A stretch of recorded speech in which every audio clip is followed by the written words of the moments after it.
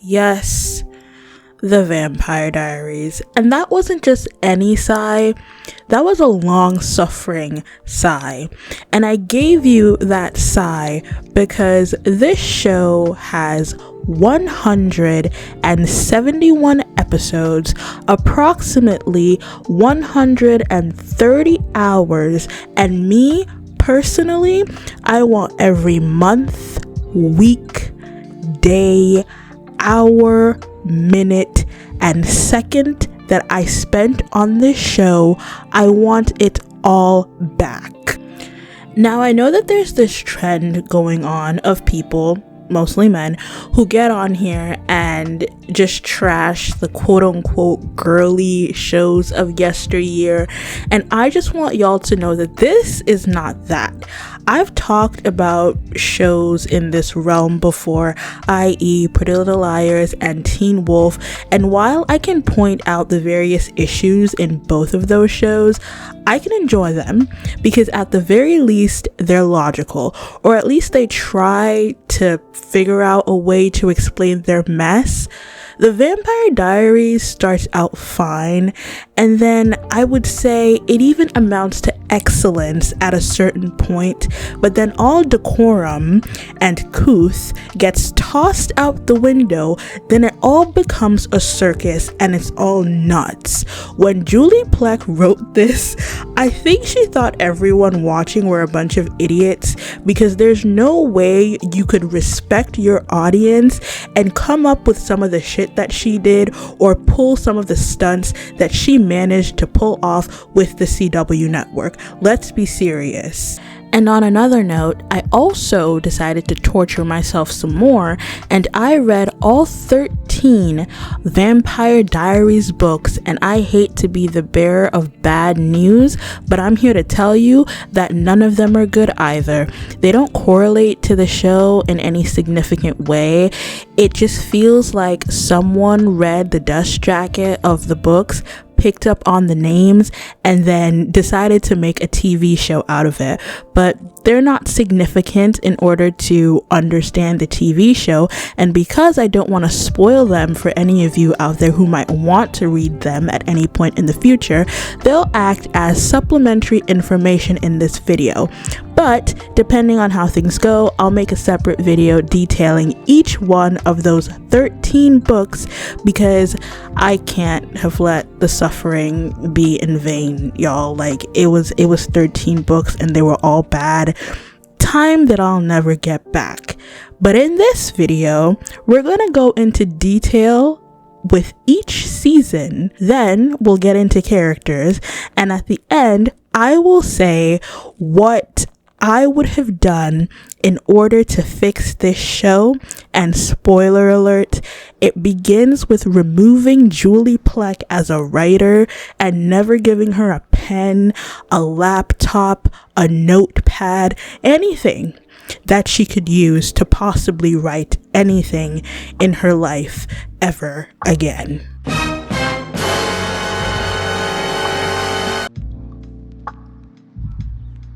So we start out the show with an introduction to none other than Miss Elena Gilbert, and right off the bat we get to know that her parents just died, and she and her younger brother Jeremy are being taken care of by their Aunt Jenna, who's only meant to be a few years older than Elena. I believe Jenna was 25 at the start of this, and we can already see that she's trying to find her footing by taking care of these teens while also being a young adult, a kid herself. I'm 24 and I can't imagine taking care of two teenagers at 25. So we can already see that she is not drowning, but she's obviously having a difficult time with this. It's the first day of school, and Elena meets and is immediately captivated by one Stefan Salvatore, aka a somehow more pained and brooding version of Edward Cullen. I was gonna say I don't know how they managed to do that, but we later find out in the seasons why Stefan is the way he is, and that is one thing that I will give them credit for, but not too much. We soon find out that she's the reason he even enrolled in Mystic Falls High in the first place. Now, why does he do this, you ask? Because Elena is identical to his long-lost love, Miss Catherine Pierce. I want you to remember that, because later on in this video, when we get to characters and I ask, had Elena not been Catherine's doppelganger, would the Salvatore brothers have shown any interest in her? I'm gonna need y'all to have an answer. So towards the end of the first episode, we meet Damon, and off the bat, we're supposed to know that he is the antithesis to everything that Stefan is. We can easily tell by his demeanor that he's supposed to be the bad and mysterious brother. He's also responsible for the string of murders that have been going on in Mystic Falls. Oh, and did I mention that he also has a thing for Catherine? And now, of course, he also loves Elena, because plot, and everyone is supposed to love Elena for some reason, even though she's the least lovable character in the ensemble. I don't know. Anyways, so that's basically the story. You have Damon and Stefan in competition again for one girl's affection, while they risk everything and everyone and literally cause hell on earth to protect this girl, while the most straightforward option would have been to let her die. I am so sorry. As far as season ones go for most shows, especially most shows on the CW network, and mind you, this was back in 2009, everything about this first season was extremely promising. As soon as you meet these characters, you get a sense of who they are, and for the most part, if we look at season 1 as the foundation of the show, it's pretty solid. And the season finale is one of the best scenes of a TV show that I have ever seen, not to mention just basic season finale. Like, it was so good.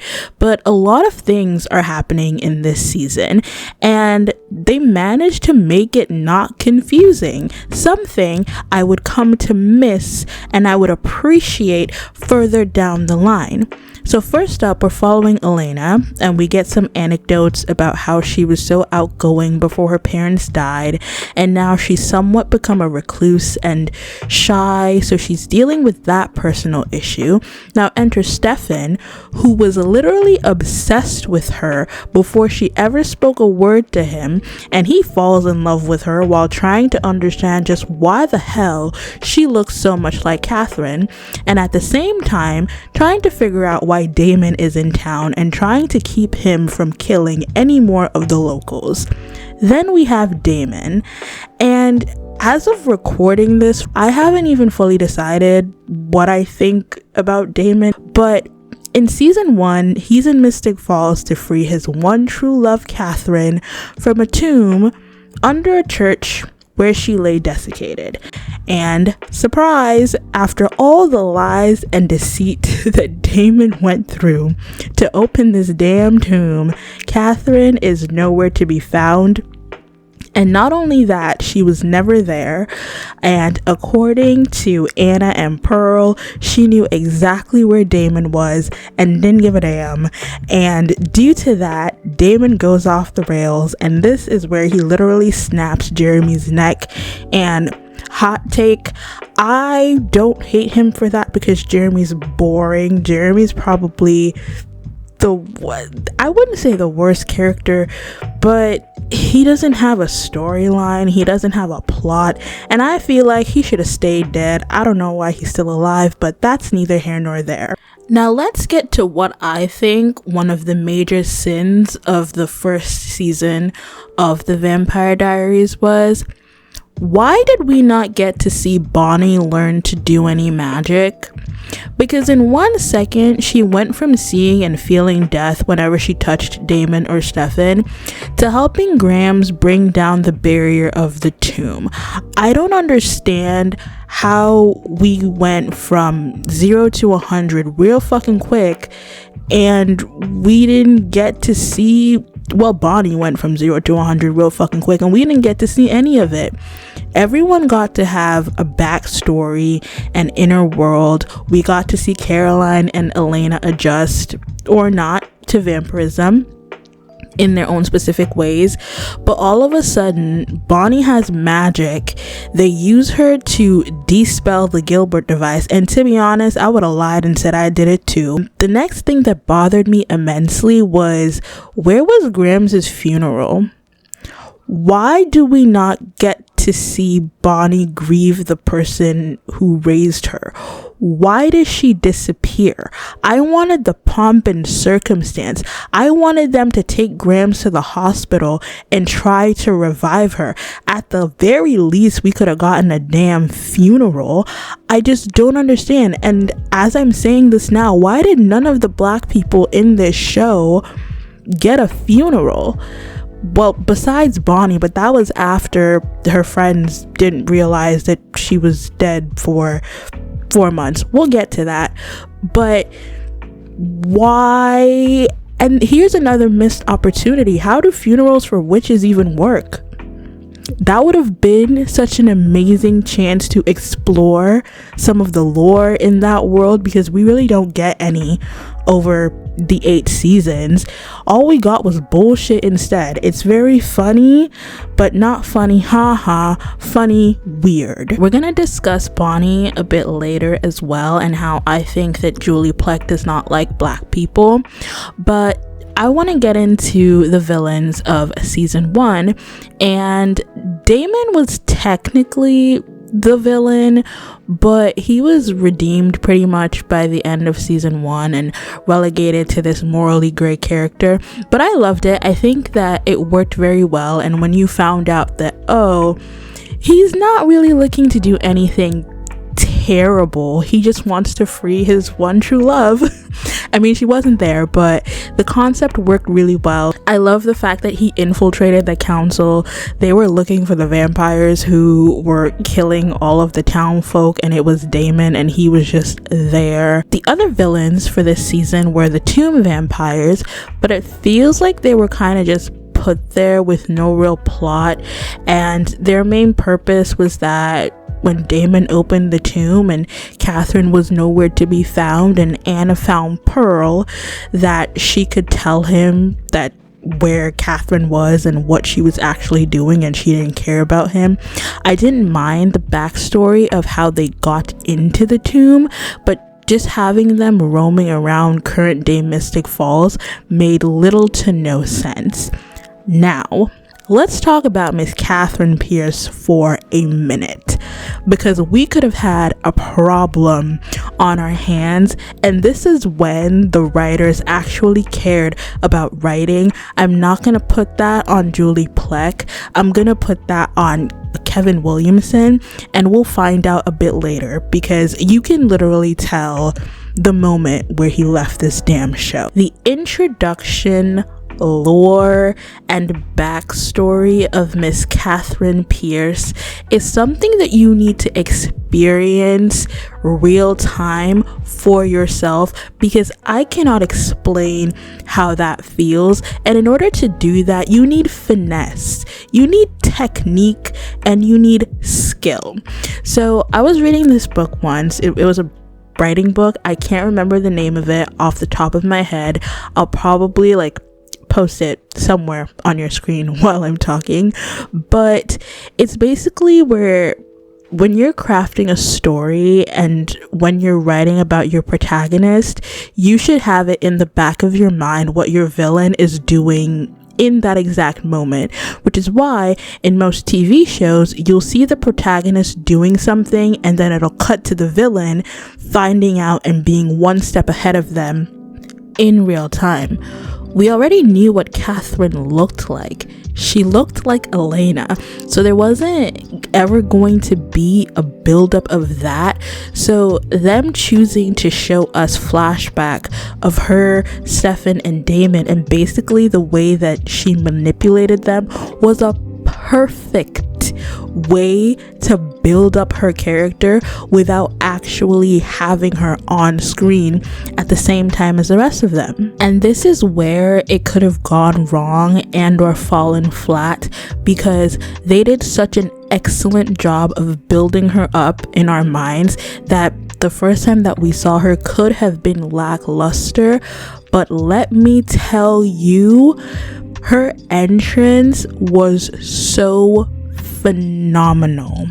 And the thing is, I have seen that scene of her imitating Elena and cutting off John's fingers so many times on Twitter without context, but when I saw it, it was so good that I forgot that I had already seen it. My jaw was on the floor. I was gagged. It was just excellent television, and I recommend anybody to watch that first season of Vampire Diaries. If you do nothing else, like, I'll tell you when to stop. I'll tell you when it makes no sense anymore, but it was excellent. It was excellent. And the season finale, it was excellent.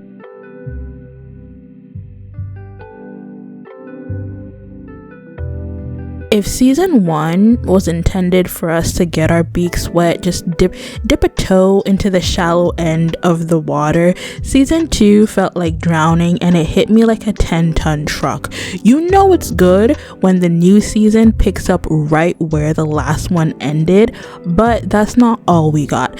I want to do a quick rundown of some of the things that happened in season 2. One of the most surprising, to me at least, was that Caroline was turned by Catherine right off the bat. I think it was at the beginning of the season for sure. I can't remember exactly which episode, but it was purely early on, and Catherine only did it to teach Damon a lesson. I thought that was just like not good for like Caroline. Well, actually it was really good for Caroline, because Caroline, she's probably the most perfect vampire on this show, but I loved Catherine's introduction. I loved how in the beginning of the season there was all of this chaos with Caroline being in the hospital, Damon thinking that he kissed Elena just being like, I never kissed you, Stefan upset with Damon that he would think that Elena would kiss him. It was chaos, but it was all very, very excellent. So much like Damon in season 1, everyone is scrambling and trying to figure out what the hell does Catherine want. And here I love how you can see the control that she has over Damon, especially to the point where he kills Jeremy, which I said before I didn't really care about, but she's the one that ties all of the werewolf stuff together. And this is where one of my favorite ships on the entire show, Stefan and Caroline, this is where they start to become friends. I'm a sucker for a good friends to lovers, and thinking about it kind of makes me mad because I'm upset at how their relationship was bastardized, but we'll get to that. This season we get the introduction to the werewolves, whom I hate what was done with the wolves. Hear me out. For the first transformation, I can understand the excruciating pain that would come with it. However, I don't like that it's painful every single time. Like, what's the purpose in that? I don't see the point. I guess it could be seen as a punishment because the way that the werewolf curse is triggered, but all of that is kind of pointless and doesn't make any sense. I can understand something like drunk driving or how Mason intentionally killed someone, but I don't like the wishy-washy nature of that lore, because let's say Tyler was driving a car and he backed into someone, causing the other person to kill the other person that was in front of them. Would that trigger the curse? Because by all intents and purposes it would, but Tyler didn't directly kill someone.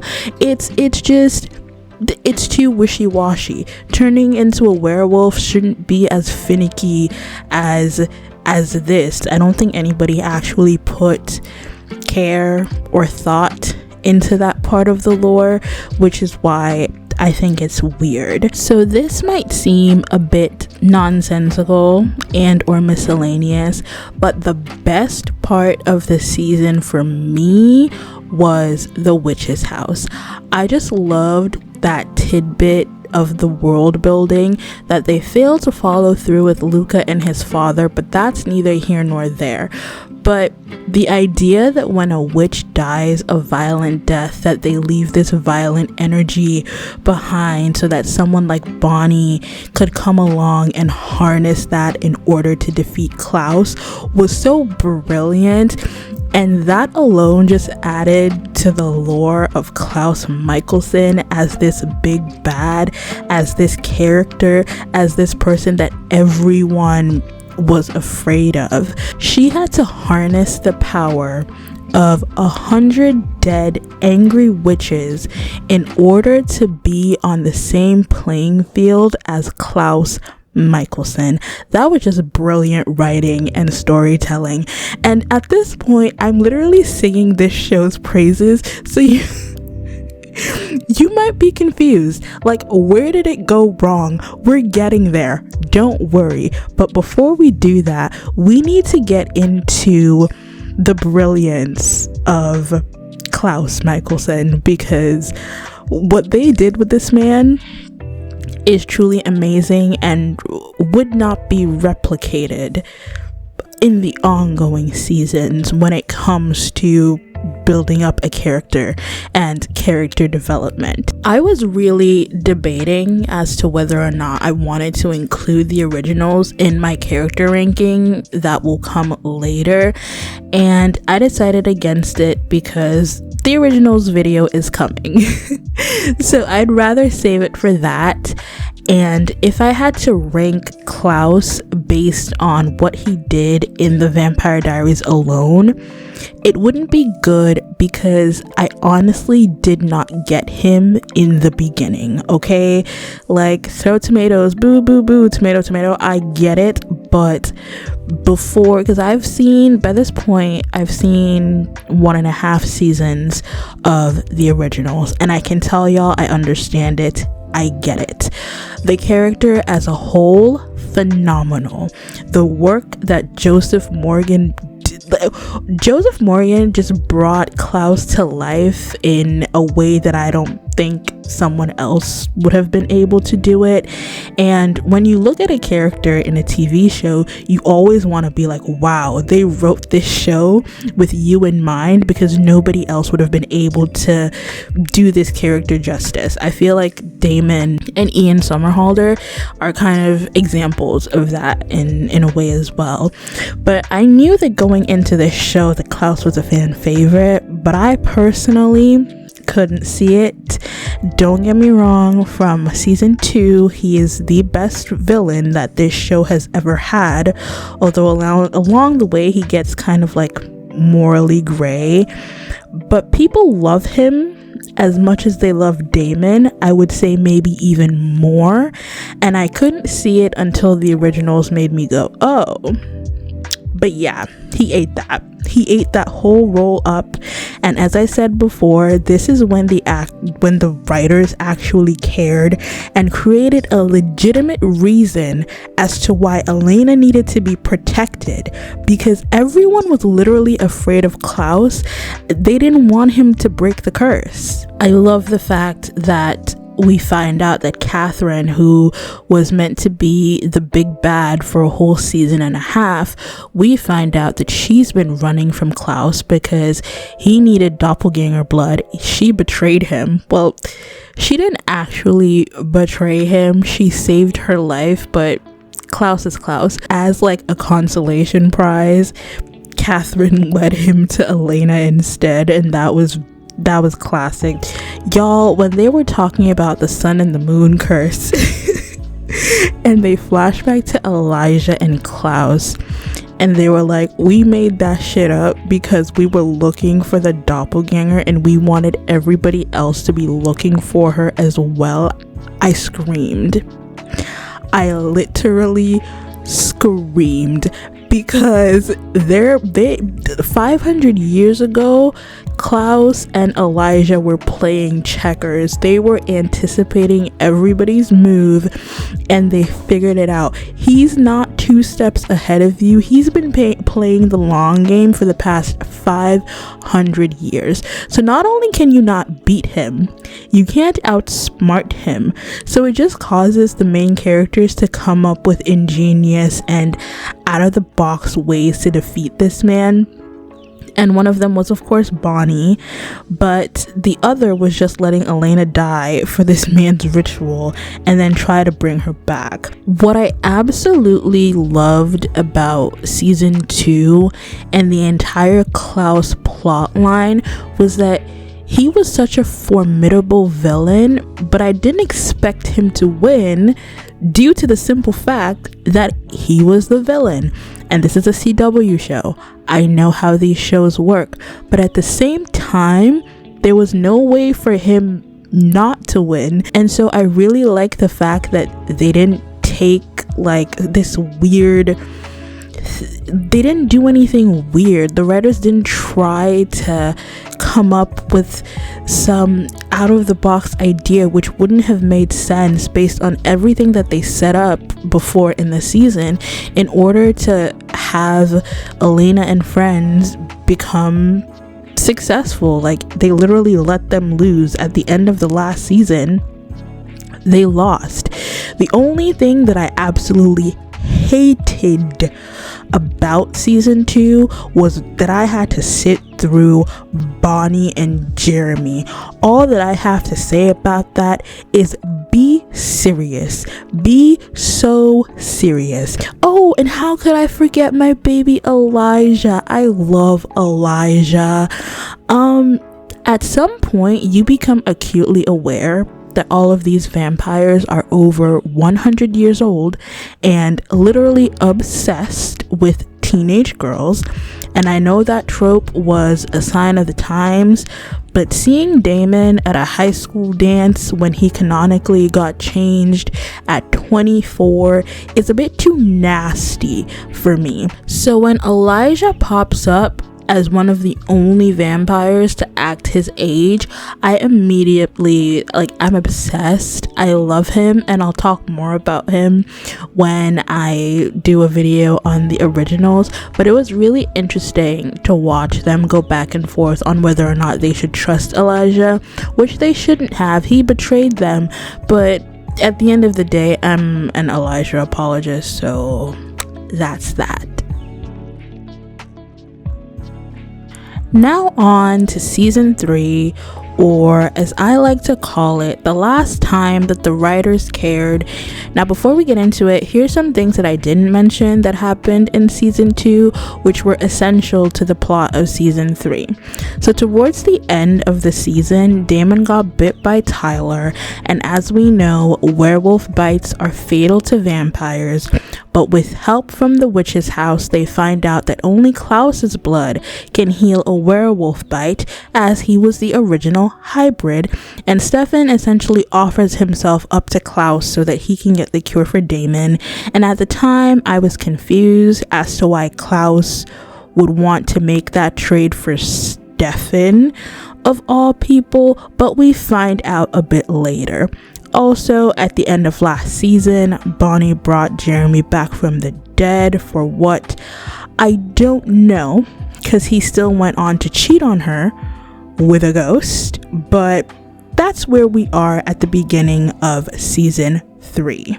So unbeknownst to Elena, Damon has been tracking Stefan and Klaus's every move because he feels guilty that he put his brother in this position and he wants to get Stefan back.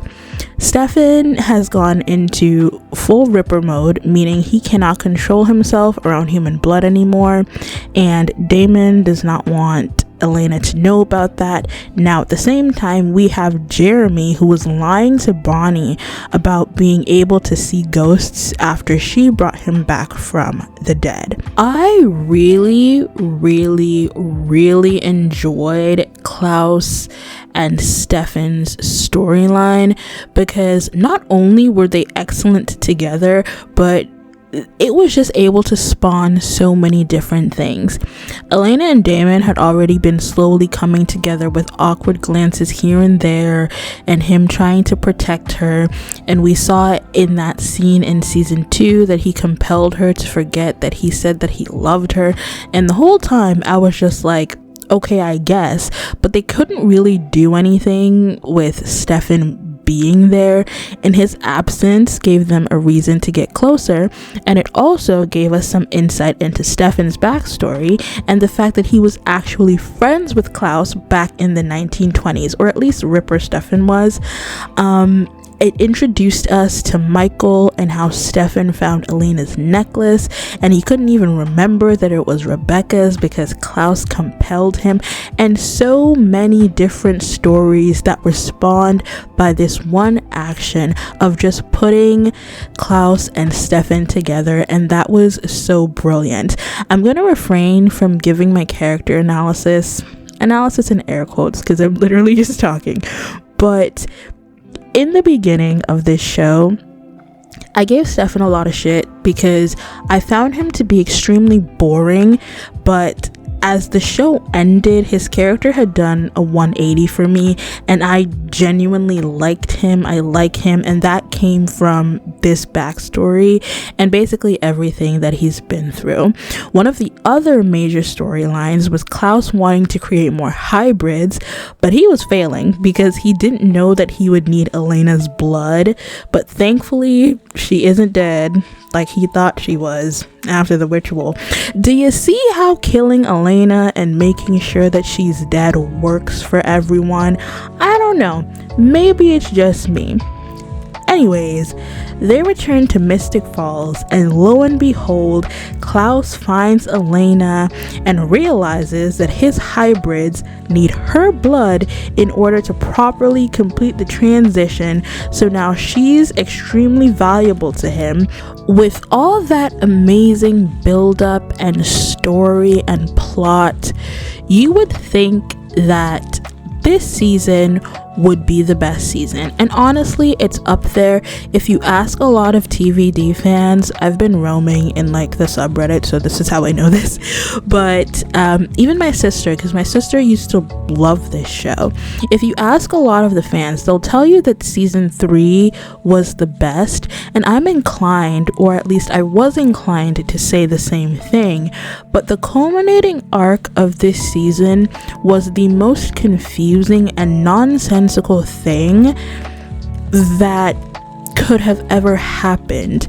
We get to the story of the original witch, and mind you, I thought she was literally the original, meaning the first, just like the originals are the first vampires, but she's only called that because her family are the originals and she's not the first witch, which that just made her way less cool in my eyes. But anyways, we get to learn the lore of how vampires came to be and how Esther, their mother, was the one that created them, and it was kind of an accident.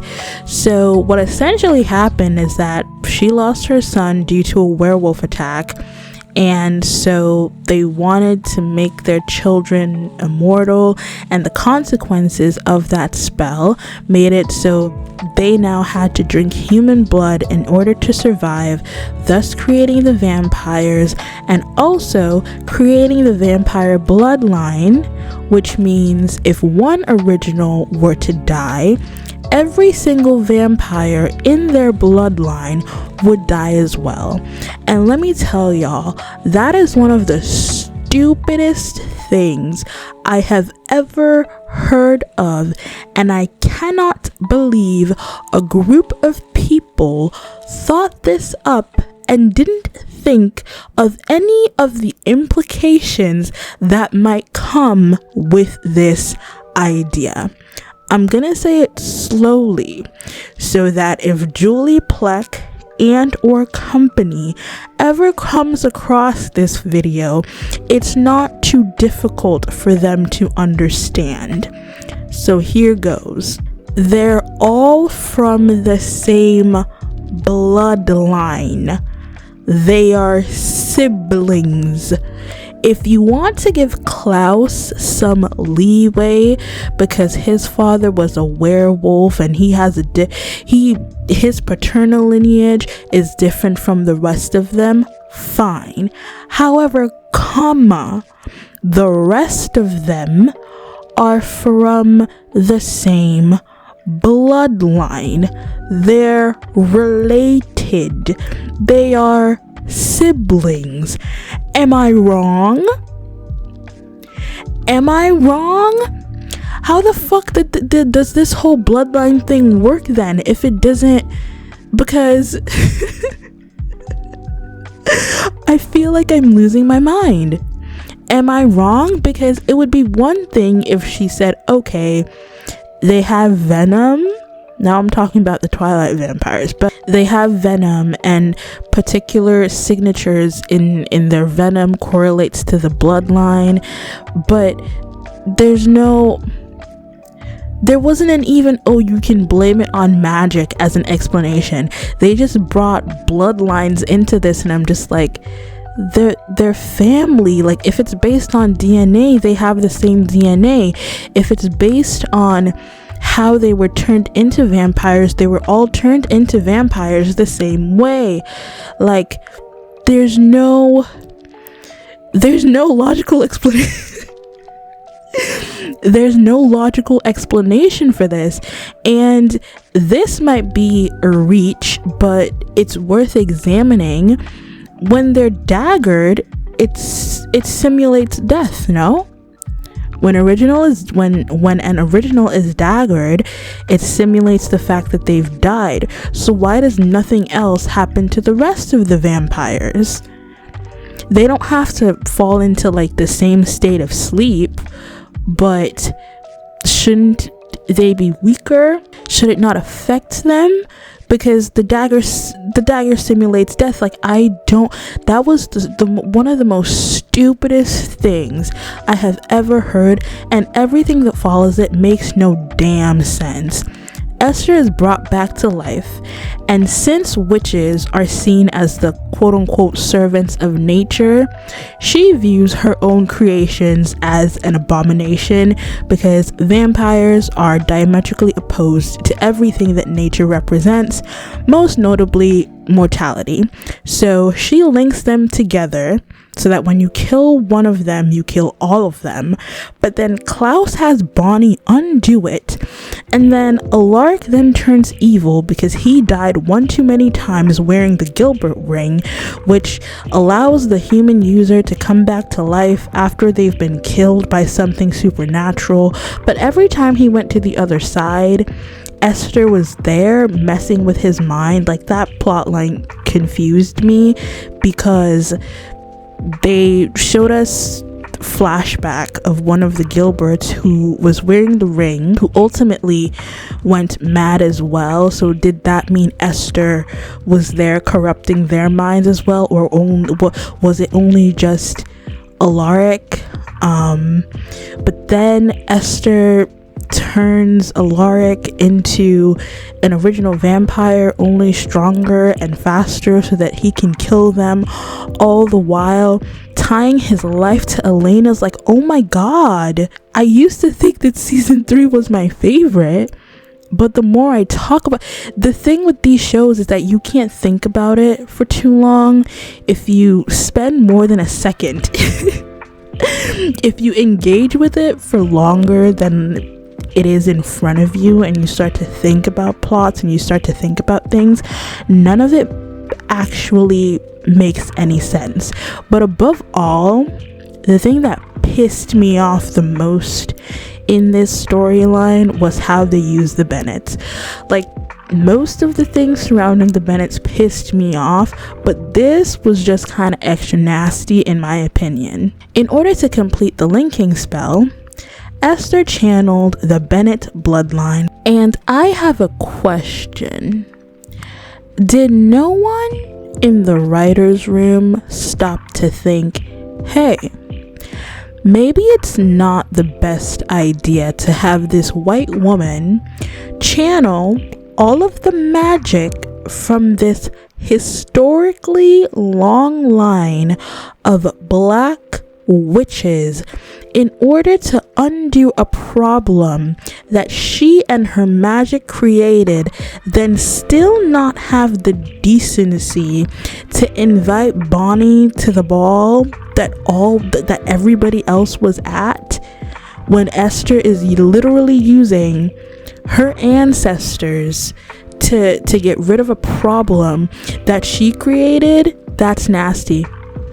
And then the fact that Stefan and Damon do a coin toss to decide who gets to kill these black women so that Elena won't be angry, and then we don't even get to see Bonnie's mom transition. That kind of sealed the fact that Julie Plec does not like black people, and she definitely does not like black women, allegedly. We see everybody's reaction to their transition. Even Caroline's fuck ass daddy who tried to kill her. Wouldn't it have been good to see Abby grapple with becoming a vampire while struggling to become a witch, but then she decides that she wants to become a vampire so that she can spend more time with Bonnie and make up for the time that we lost? Like, wouldn't that have been something worth watching? But we didn't get to see it because Julie Plec does not care about the internal struggles of black people on this show unless it's to serve the white people, like, allegedly. But anyways, Elena gets turned in the last episode of season 3 in a horrible callback to when her parents went off the bridge. Like, who decided that was a good parallel? Who decided that was a good idea? But we end the episode by Elena waking up in transition because, unbeknownst to anyone but Meredith Fell, she had vampire blood in her system when she turned. And that was honestly like a good way to end the season because everybody thought that she was dead and she was ready to die at that point because she asked Stefan to save Matt instead of her. And while we're here, I'm just gonna say this: I don't understand the vampire abilities in this show, because aren't they supposed to have super speed, or does that not apply when they're underwater? Because Stefan could have easily gotten Matt and Elena out at the same time.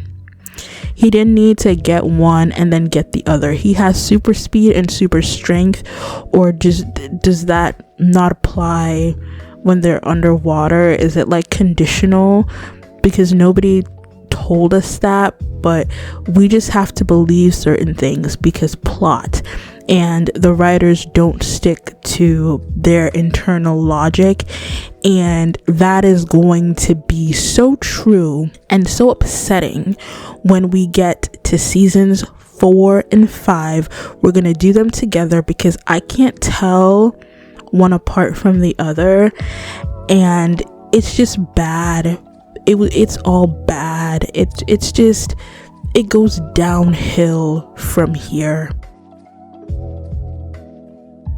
I like to pretend that season 4 never happened because I watched it once and I thought it was stupid. Then I watched it again and I was still confused. So then I went back and I watched some episodes and I still didn't understand.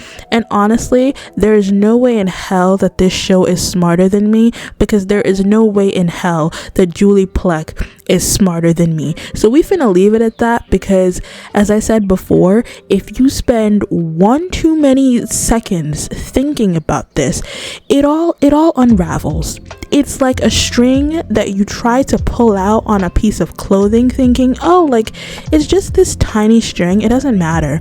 Then you pull and then your entire garment falls apart because it was cheaply made. And this is what happens with seasons 4 and 5. Season 4 was an amalgamation of stories that did not connect or make sense in any way whatsoever, and it pissed me off right off the bat. Elena don't want to transition, and her immediate thought was, let's wait and see if there's something Bonnie can do. And then and there is where I realized the full extent of her stupidity. Because in the 1,000 years that vampires have been roaming the earth, there has not been one instance of them transitioning back to human. But because it's Elena's life, everybody wants to see what Bonnie got going on. Just dumb as hell. Because Bonnie couldn't even figure out how to do that when her mother was transitioning. You didn't think that Abby wanted to stay a witch? And Bonnie couldn't figure it out then. But now all of a sudden, everybody's like, oh, let's see what Bonnie's gonna do. Let's wait. Like, what?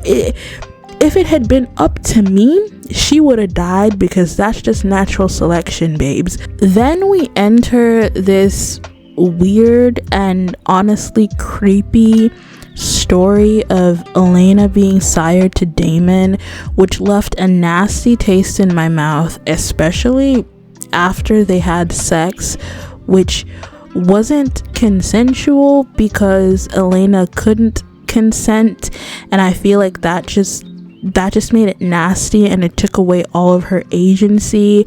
And then Damon sends her away only to fall weak in the knees after she told him she loved him while still under the influence of the sire bond. That was just, it just left a bad taste in my mouth. And then we get Atticus Shane, who was by all accounts useless, but he comes into the picture and we immediately know that something shady's going on, because he needs something from Bonnie. After practicing dark magic to transfer Klaus's soul back into his body from Tyler's, don't ask, she loses her magic, and now he's teaching her expression, for which we never fully get an explanation about what expression actually is. But anyways, moving on, because that's what the show did. It moved on. At the same time, we have the Brotherhood of the Five, which are vampire hunters, and they're introduced, and it don't make no damn sense. This is where we start to learn about Silas, who is meant to be this big bad, and they're trying to build him up in the same way that was done with Klaus and Catherine. They even have Cole, who we got to know as one of the most vicious originals, afraid of Silas. And y'all, Silas really wasn't nothing. Silas was probably, along with the Travelers, one of the worst. Do I want to call him a villain? Do I want to give that much credence to his character? It was ass. It was really, really ass, and the backstory is even worse. So, 2,000 years ago, Silas and this traveler slash witch named Ketsia were engaged to be married. Ketsia is a witch and a distant relative of the Bennett bloodline. She makes this immortality potion and or serum for her and Silas to take and be together forever, because she's madly in love with him. Come to find out that Silas never wanted her, and he took her dose of the potion and gave it to Amara, his one true love, so that they could be together for all eternity. And then Ketsia finds out at what was meant to be their wedding, I guess, and she turns Amara into the anchor for the other side, leaving her in perpetual pain for the rest of eternity so that she could live with Silas forever, after burying him in a tomb on Nova Scotia with the cure for immortality so that he could take it and be with her in the afterlife that she created for supernaturals, also known as the other side. I'ma wait. I want you all to understand how bonkers I want y'all to understand how bonkers that is. Just how many hoops someone has to jump through to understand any of this shit. And honestly, they are Grecians from 2,000 years ago. Never mind, they're dressed like Romans in the show. However, they are Grecians from 2,000 years ago, and Silas's tomb is buried in Canada. Fucking Canada. I wish y'all could see my face right now, because when they said Nova Scotia, I thought I was going crazy, because myself, I know that Nova Scotia is a part of Canada, but I felt like I was going insane, because I was like, there's no way, and I'm stuttering because I want y'all to understand the confusion that I felt, because I'm saying there is no way that there is no way that they buried this 2,000-year-old Grecian man's tomb in Canada. I know that Nova Scotia is in Canada. I had to Google it. I felt like I was being gaslit. I Googled, where is Nova Scotia? Where is the island of Nova Scotia? And Google told me Canada. But I already knew that. It's this fucking show. Because how the fuck is this man's body in Canada, of all places? Like, let's be serious. We're gonna have to hold Julie Plec and company accountable for this. Fucking Canada. And the other thing that they did with Ketsia that I didn't like, this woman was able to create an entire dimension by herself where supernatural souls could go to, which kind of didn't make sense, because if she wanted to be with Silas, wouldn't she have just like created a place where only the both of them can go together? But that's neither here nor there. But they portrayed her as this obsessed wench with nothing to offer, like kind of like a woman scorned, but not even in a good way. But my other issue with this season are the hunters and the cure as a concept, because it's not a cure for vampirism. It's a cure for immortality.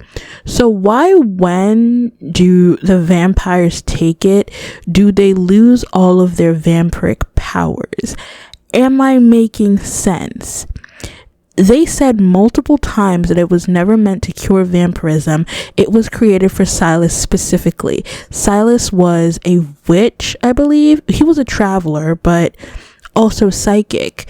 If it was meant to cure all quote-unquote magic, then he should have lost all of his powers when he took the cure. That's why there's only one dose, so that it was ensured that it would go to Silas. It was made for him.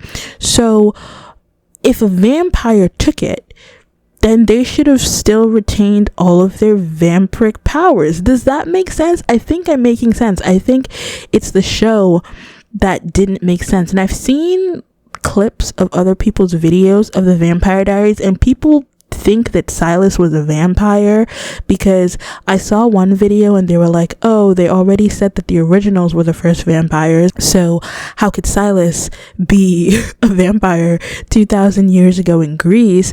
And he wasn't a vampire, but they just decided to make him need to drink blood for some reason.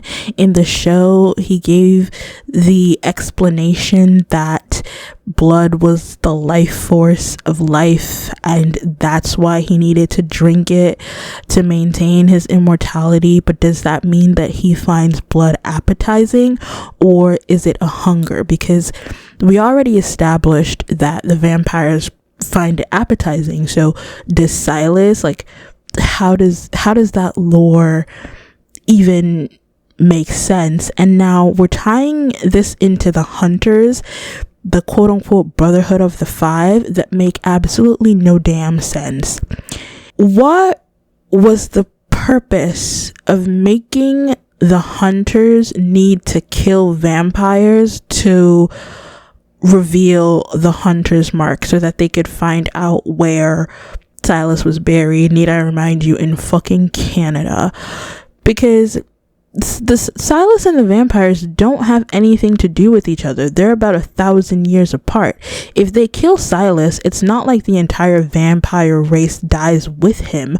But you know what? They did such a bad job of differentiating what Silas was from other regular vampires so that it was also confusing. It was just, it was a mess. But like, why would they need to kill vampires if Silas isn't a vampire? They weren't trying to find the originals. They would have some tie that way. And Ketsia didn't know anything about vampires at the time because this is 1,000 years before the originals. I had to look it up on the wiki because I'm like, who created the Brotherhood of the Five? And they said a distant relative of Ketsia, but we don't even know if she had kids. We'll get on that in just a second, how fucked up this timeline is and how it makes no sense. But it's just also convoluted. Did no one check to ensure that these things were coherent? I don't understand how somebody can be this careless with a show. Back to Jeremy, who is now apparently a hunter, and he needs to complete the mark so that they can get Elena the cure. Now, this is where logic starts to break down, because why the hell would Elena want the cure when she knows that for the rest of her life Klaus will come for her, and Damon and Stefan have proven time and time again that they are not suited nor are they equipped to protect you from Klaus. Some random on the street, maybe, but not fucking Klaus. And for someone who keeps swearing up and down that they don't want anyone else to die for them, the choices she makes have no grounding in that reality. So now, in order to complete the hunter's mark, you need to kill vampires, and a lot of them. Why? Because Julie Plec and friends say so. And they come up with the worst fucking idea of killing an original, Cole, so that his entire bloodline died with him. So genocide. Their plan was genocide. And no one mentions it ever again. Like, they kill Cole, and I guess it's fine because Cole is impulsive and irrational and a dangerous original. However, they literally lure him into their homes, and not a thought goes to the millions of vampires, because we've already established that Cole has probably killed more people than most of the originals combined. So you have just killed millions of possibly innocent vampires who could be drinking from blood bags like the rest of you, vampires who have not necessarily killed anyone. But then it's the fact that nobody ever addressed it ever again, because nobody thought that it was worth addressing, which is in and of itself a story. So now we have everybody on this damn island in fucking Canada. And Catherine, as she does, swipes the cure before anyone could have it, killing Jeremy in the process. Good riddance, if you ask me. Now they're back in Mystic Falls, and Elena is waiting on the damn ring to bring Jeremy back to life, forgetting that he was supernatural technically, so he's dead. And I must say, this is one of Elena's best performances of the season, and I mean Elena and not Nina, of the show actually. One of Elena's best performances of the show, because for the longest I thought I hated Nina as an actress, but then we got Catherine and that went away. So I like Nina, I just very much hated the character of Elena and everything she did. But that scene where she was in the house and she was lighting the match and then she burnt the shit down, especially like right after she shut off her humanity, just excellent. However, humanity off Elena was one of the worst products of this show, and it's so disappointing, because season 4 you would think, okay, Elena's a vampire now, we're gonna get new adventures, we're gonna get her adjusting to being a vampire, and it's gonna be fun and fresh and new, exciting, something that the show hasn't done before. And it's so goddamn awful. Every time someone turned their switch off, they would tell us over and over and over again, I have my humanity off, I don't care, I don't feel anything, I don't have any emotions, Stefan, Damon, you can't make me feel anything, I don't care. Elena, we fucking get it. And this is like kind of lines up with the terrible writing, and I hate to say it, but because we've heard it all before, but showing and not telling. Elena literally tried to kill Bonnie, okay? I know that she has her emotions off, because with her emotions on, she would never do that. So I know that Elena doesn't have her emotions on. You don't have to tell me that every 10 seconds of this goddamn show. Like, please just give me devious acts that she's done, like show her being a monster, show her being vindictive. But even then, like, it was very not good. It was very, very not good. The last and biggest blunder, not only of the entire season, but of the entire fucking show, is the fact that Silas and Amara were the original faces of Stefan and Elena. Y'all, I can't believe this is how I spent my time. I think back on it and tears start forming in my eyes, because what a waste.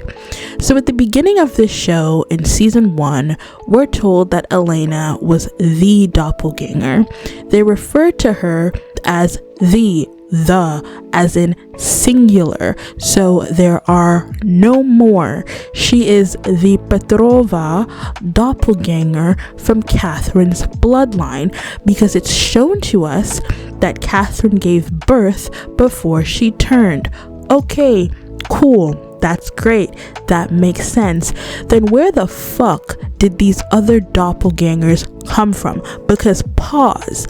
In season 3, it was said that Esther used Petrova blood to create the originals, which would mean that Catherine was a doppelganger as well, which made sense to me, instead of like Elena being Catherine's doppelganger with no explanation, because we're like, okay, Tatia, that's her name. Tatia was used to help create the originals, and therefore nature wanted to do what it does and balance everything out, and the doppelganger will keep reoccurring every 500 years, which is what we were told.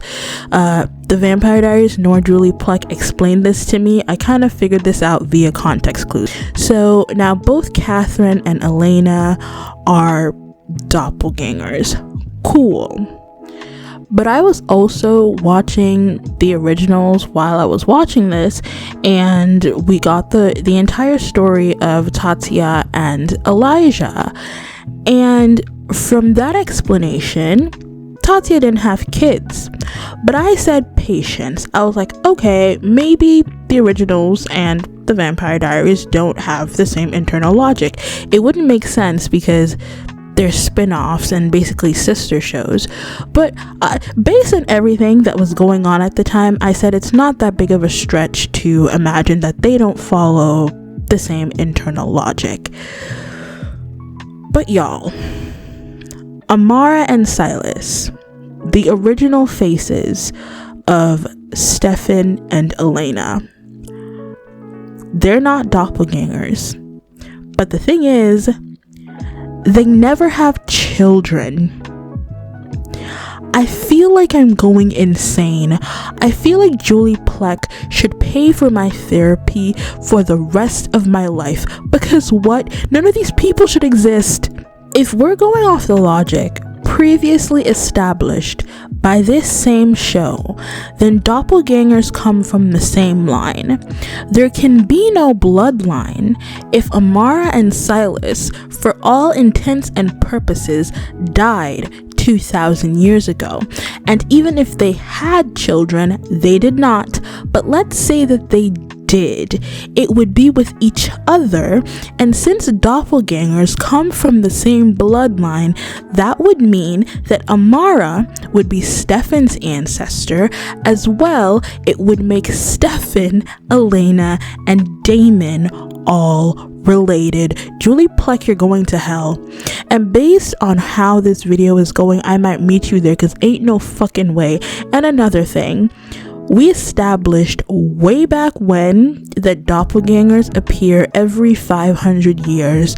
So how the fuck did Stefan have a doppelganger named Tom living as a paramedic in New York when Stefan is barely 150 years old? Let's be serious. Like, let's actually maintain an air of seriousness, because this is all nonsense.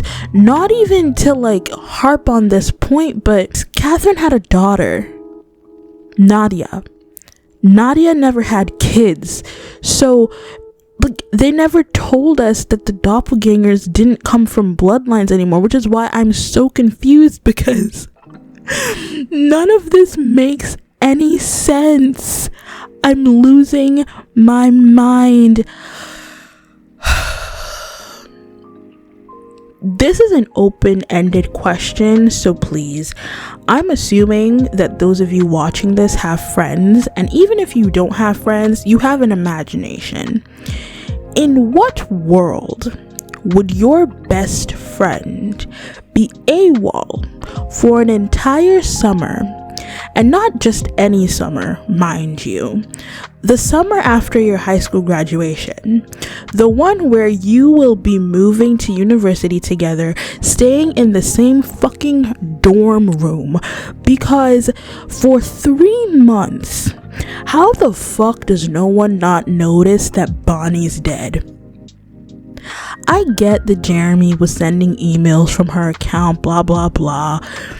But not one picture, not one phone call from your best friend for 3 months, and you don't think, hey, something isn't right, especially seeing as y'all live in Mystic Falls and anything could happen. The same goes for Damon. You literally killed Stefan's only true friend, his first friend, his only friend, from the moment he became a vampire, and he forgave you like that instantly. You never apologized, and he basically left you and Elena to do whatever y'all were doing. At what point, when you call and he doesn't answer, do you say, hey, something is wrong with my brother, this isn't like Stefan, and we need to find him? Elena, when do you say something is wrong with my best friend Bonnie? Caroline, when do you say, where's Bonnie? The girl didn't show up to the first day of school. The girl did not show up to her father's funeral. Does that sound like Bonnie to anybody? To anybody that has sense? This show lacks so much seriousness. This is just like, I can't find another way to say it. This is just unserious. The other big bad in this season, somewhat connected to Silas, because I don't even remember what Silas was doing in this season. I don't know if he's still alive, to be honest. I don't know what the travelers were on about. I believe they were cursed to always move around by, like, quote unquote traditional witches and never having anywhere to settle, and they needed the last of the doppelgangers to do a spell that would reverse the effect of the magic, drawing out every supernatural creature from Mystic Falls. I just don't know. And the thing is, like, why would you want to live in Mystic Falls? Out of everywhere, Mystic Falls. And the thing about centering supernatural occurrences in small towns is that you need a reason for the supernatural creatures to keep coming back and keep coming back to the town. In most supernatural stories, they use things like ley lines running beneath the town, or in Teen Wolf, they use the Nematon in season 3, but in the Vampire Diaries, everyone just wants Elena's doppelganger blood, and in season 5, when we find out that Stefan is also a doppelganger, we need Stefan's doppelganger blood, and it's just so lazy and it's just a drag. The best part of the season was that we got to see Catherine as a human after Elena gave her the cure at the end of season 4. And for someone like Catherine, who excels at being a vampire, watching her struggle to be human was really entertaining, and Nina did a great job. As I mentioned before, we met Catherine's daughter, and I guess they did that as a way of showing a different side to her. At that point, Nadia was the only person that we saw Catherine care for besides herself. I would have preferred not to see it, because it just made the whole Elena being a doppelganger, it just made that storyline worse. But at that point, nothing is sacred in this show, so yeah. There was this subplot of Damon being an Augustine vampire with Enzo, and they only did that because they needed someone with an accent and someone morally gray in order to replace Klaus, and someone who slightly had a thing for Caroline. I don't know if anybody remembers, but in the beginning of Enzo's journey, he was shamelessly flirting with Caroline for some reason.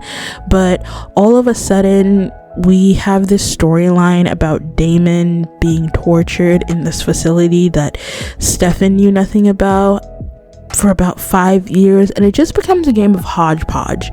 It just becomes, I was gonna say unbelievable, but how believable can things be in a fantasy show? I understand that, but at the same time, like, please, let's just not. The season ends with Bonnie and Damon being on the other side as it collapses, and they end up in the prison world, which was a relief to me, because seasons 4 and 5 of the Vampire Diaries are some of the worst television that I've ever seen in my entire life. And I watch a lot of television. I pride myself on watching and consuming a lot of media, so this was really bad. It was really bad.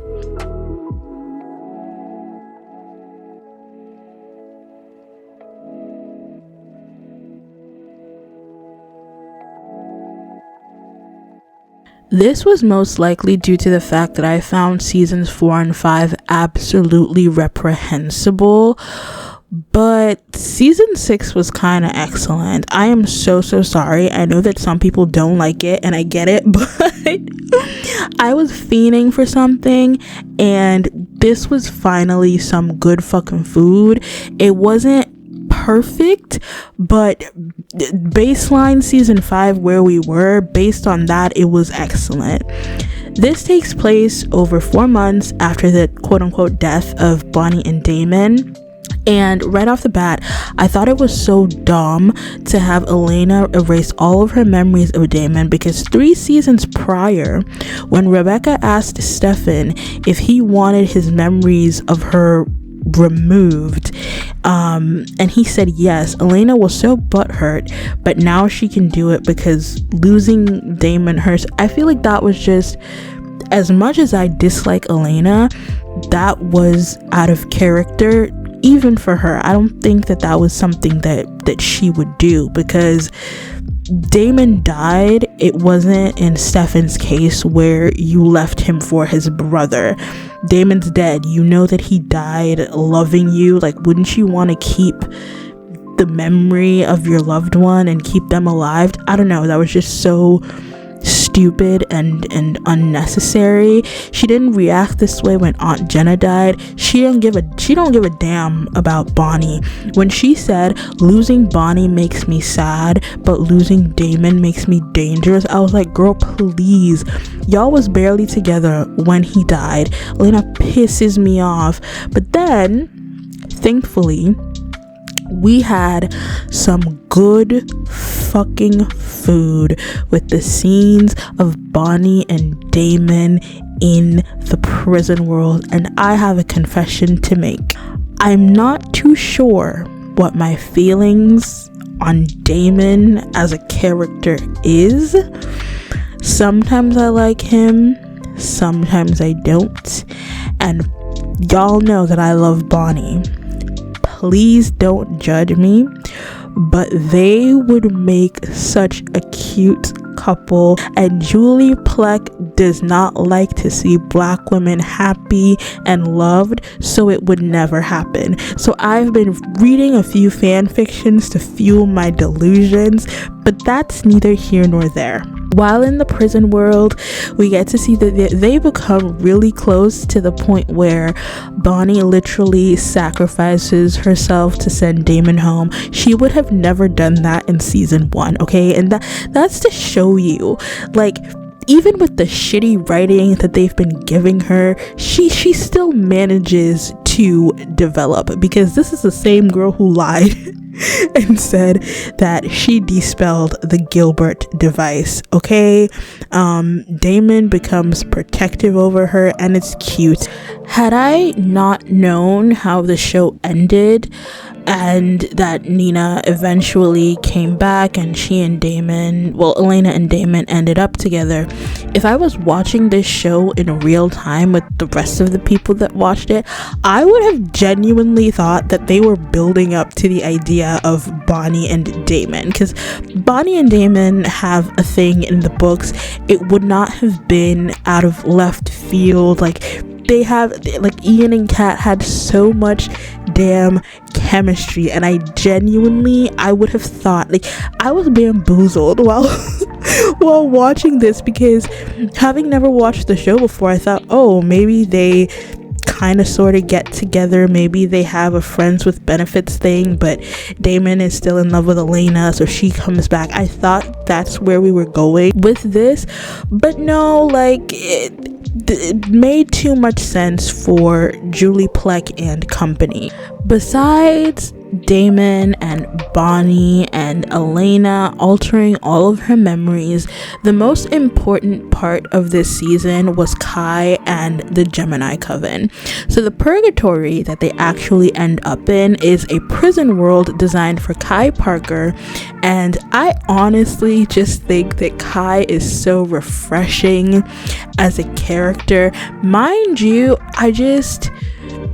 season 6 is kind of a mind fuck for me. I think I need to watch it on its own without having seasons 4 and 5 be the predecessors, because I think this season is excellent, and Kai Parker is one of the reasons.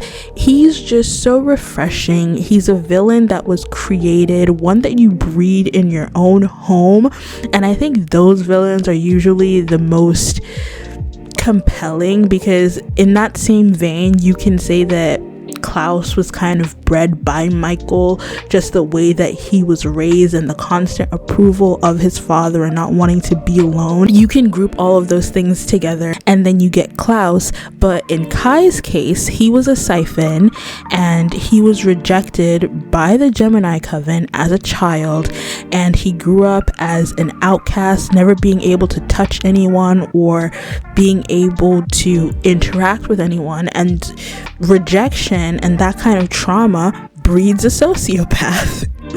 And it was an excellent storm, and the way that Kai is just so charismatic. But sociopaths are naturally charismatic. That's how they are. So it just added to the believability of everything, and it was so nice. I love it, and I love the way that he just became that character. We also have the storyline of Caroline's mom dying. This might be an unpopular opinion, I don't care. At that point, she hadn't really been in the show enough for me to care. There was also this other storyline with Damon and Stefan's mom, Lily, trapped in another prison world, and I really didn't care. The convoluted nature of wanting to bring back Lily so that she could get Stefan to flip his humanity switch so that he could in turn get Caroline to flip hers. Like, y'all couldn't come up with a better idea to write yourselves out of the hole that you'd created? Please leave us alone. The point of this season was to create a space for Nina to leave without killing her off and making it easier for her to come back if she ever chose to. And I don't know if this isn't an unpopular opinion within the Vampire Diaries fandom, but she should have stayed dead. I am so sorry. If they wanted to bring her back, they could have found another way. Like, nobody ever stays dead in this show, but putting her in a magical coma with her life linked to Bonnie's, it was just, to me, this might be reaching, but honestly, with the levels of insensitivity shown to Black people on this show, I might just be right. It just, tying her to Bonnie's life was just unnecessary. I'm also sure this was quite intentional. This was an intentional move, because after Nina left the show, they brought up Elena's name probably every episode. I didn't count, but if I were to go back and count as to the number of times that the name Elena was spoken throughout, like, after she left, it would probably be every episode. You couldn't miss her if you wanted to, because she was always fucking there. I don't have much to say about seasons 7 and 8 because they were terrible, and you'd think I would have a lot to say, but it wasn't even infuriating like season 4 was. They were just really boring. Season 7 is a dual timeline with the current events and one 3 years into the future, and I think I hate this season most of all. I just went on a rant about seasons 4 and 5, and I don't want to think about it too long, but who gave the green light for Caroline to be magically impregnated with Alaric's babies? Julie Plec is going to hell, but I need a conversation before she goes. Like, I have to. Caroline was magically assaulted and had babies put into her without her consent, and basically became Rick's incubator for 9 months, and nobody saw anything wrong with that. Not to mention that Rick was already a father figure to Elena for a hot minute, and he regularly referred to them as children. But 3 years later, and he wants to marry Caroline even though she doesn't love him.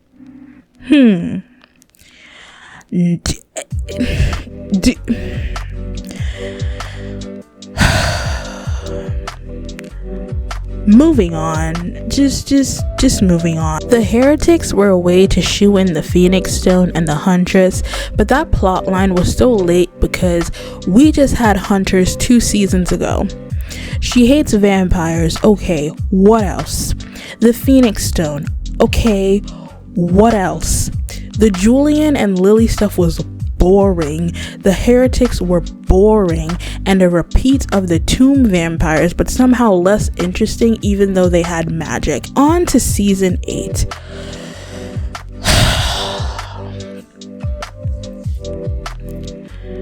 Y'all, wow.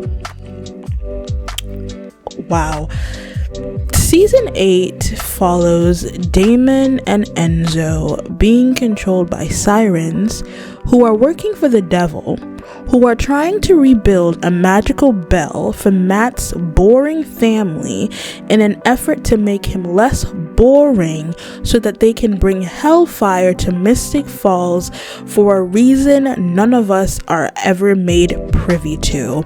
I also hated that we saw what actually happened at the witch's house and why it was burned down. I think that should have remained like a mysterious part and just unnamed lore of the show. I feel like they tried to trick people into thinking that they had been thinking about this plot line from season 1, but they hadn't. It's all very, very sloppy, and also not really having any dark-skinned men on this show, only to have one come along and play the devil and still kill him off like 2 episodes before the season finale is nasty work.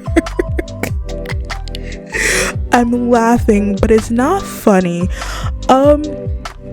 In my opinion, like, I know that people think that this season was the worst, and I think season 7 is the worst actually, but I don't think facing the devil was the inherent issue here.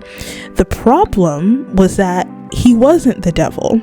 So we come to find out that Arcadius, Cade as he is commonly known, was a witch/psychic who was burned at the stake, and his pain was able to create a whole new dimension which is called hell, and it just doesn't work for reasons, and I'll tell you why.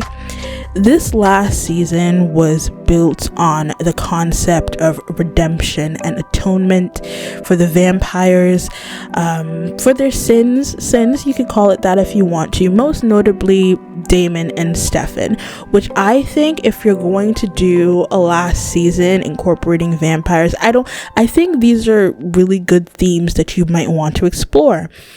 If they were going to incorporate hell as a literal thing and not a metaphor or something philosophical, they would have had to include the personification of peace and or paradise, which they tried to do at the end, but I don't think it was done well. But since they had a literal figure representing hell, they would have needed to have a figure representing peace, which would have been God, right? Because the concept of hell as depicted in the show with all the fire and brimstone is purely derived from Abrahamic religions, and in order to combat that, they would have needed to have an Abrahamic God. And I can understand why they might not have wanted to take that route, so they came up with the poor man's version of the devil, but it didn't work. If they wanted to go for it, they should have just gone for it fully and like fuck the gossip. But after all of that, after Damon and Stefan and Enzo, after they've all served the devil, it doesn't matter because Catherine was the real mastermind, and she wants to burn down Mystic Falls for reasons once again. And I just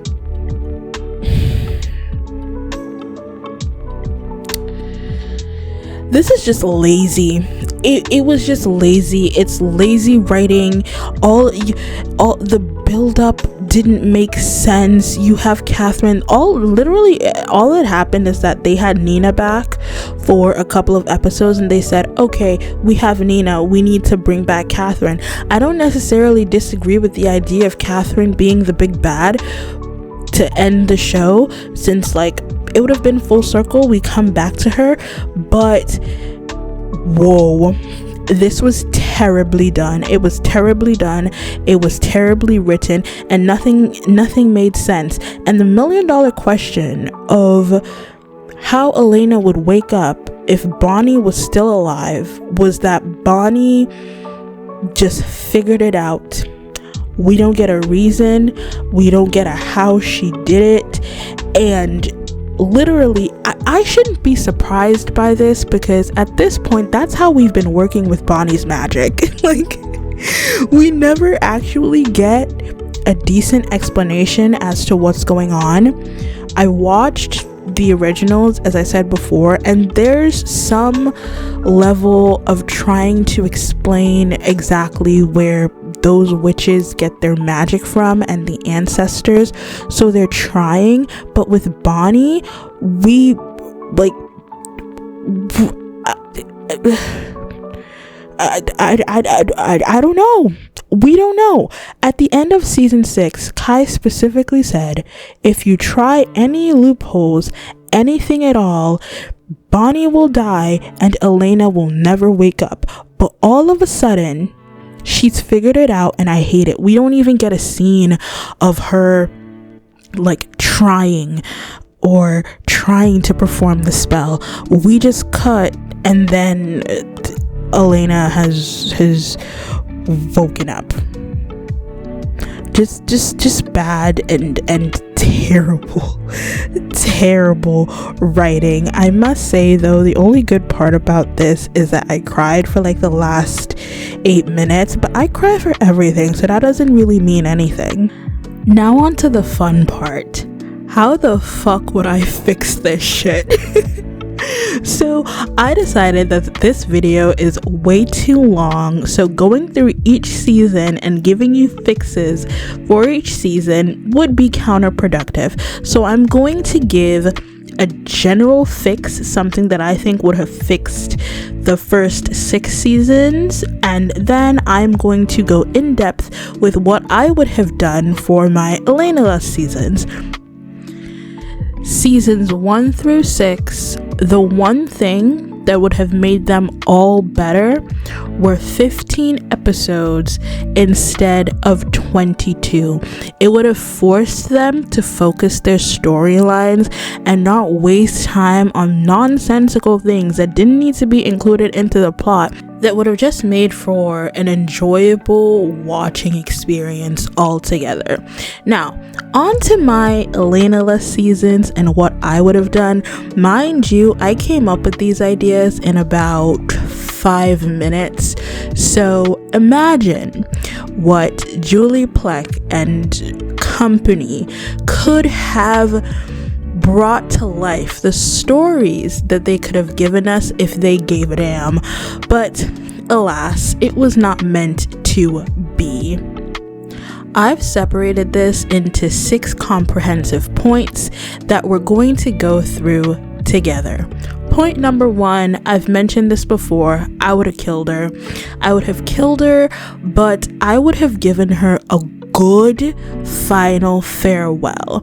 You are not coming back, but this is a fantasy show, and if they wanted to bring her back for a final goodbye, like they did with the rest of the characters, a la like Sheriff Forbes and who else? Basically everybody who died, in the last episode they brought them back, and they could have done that.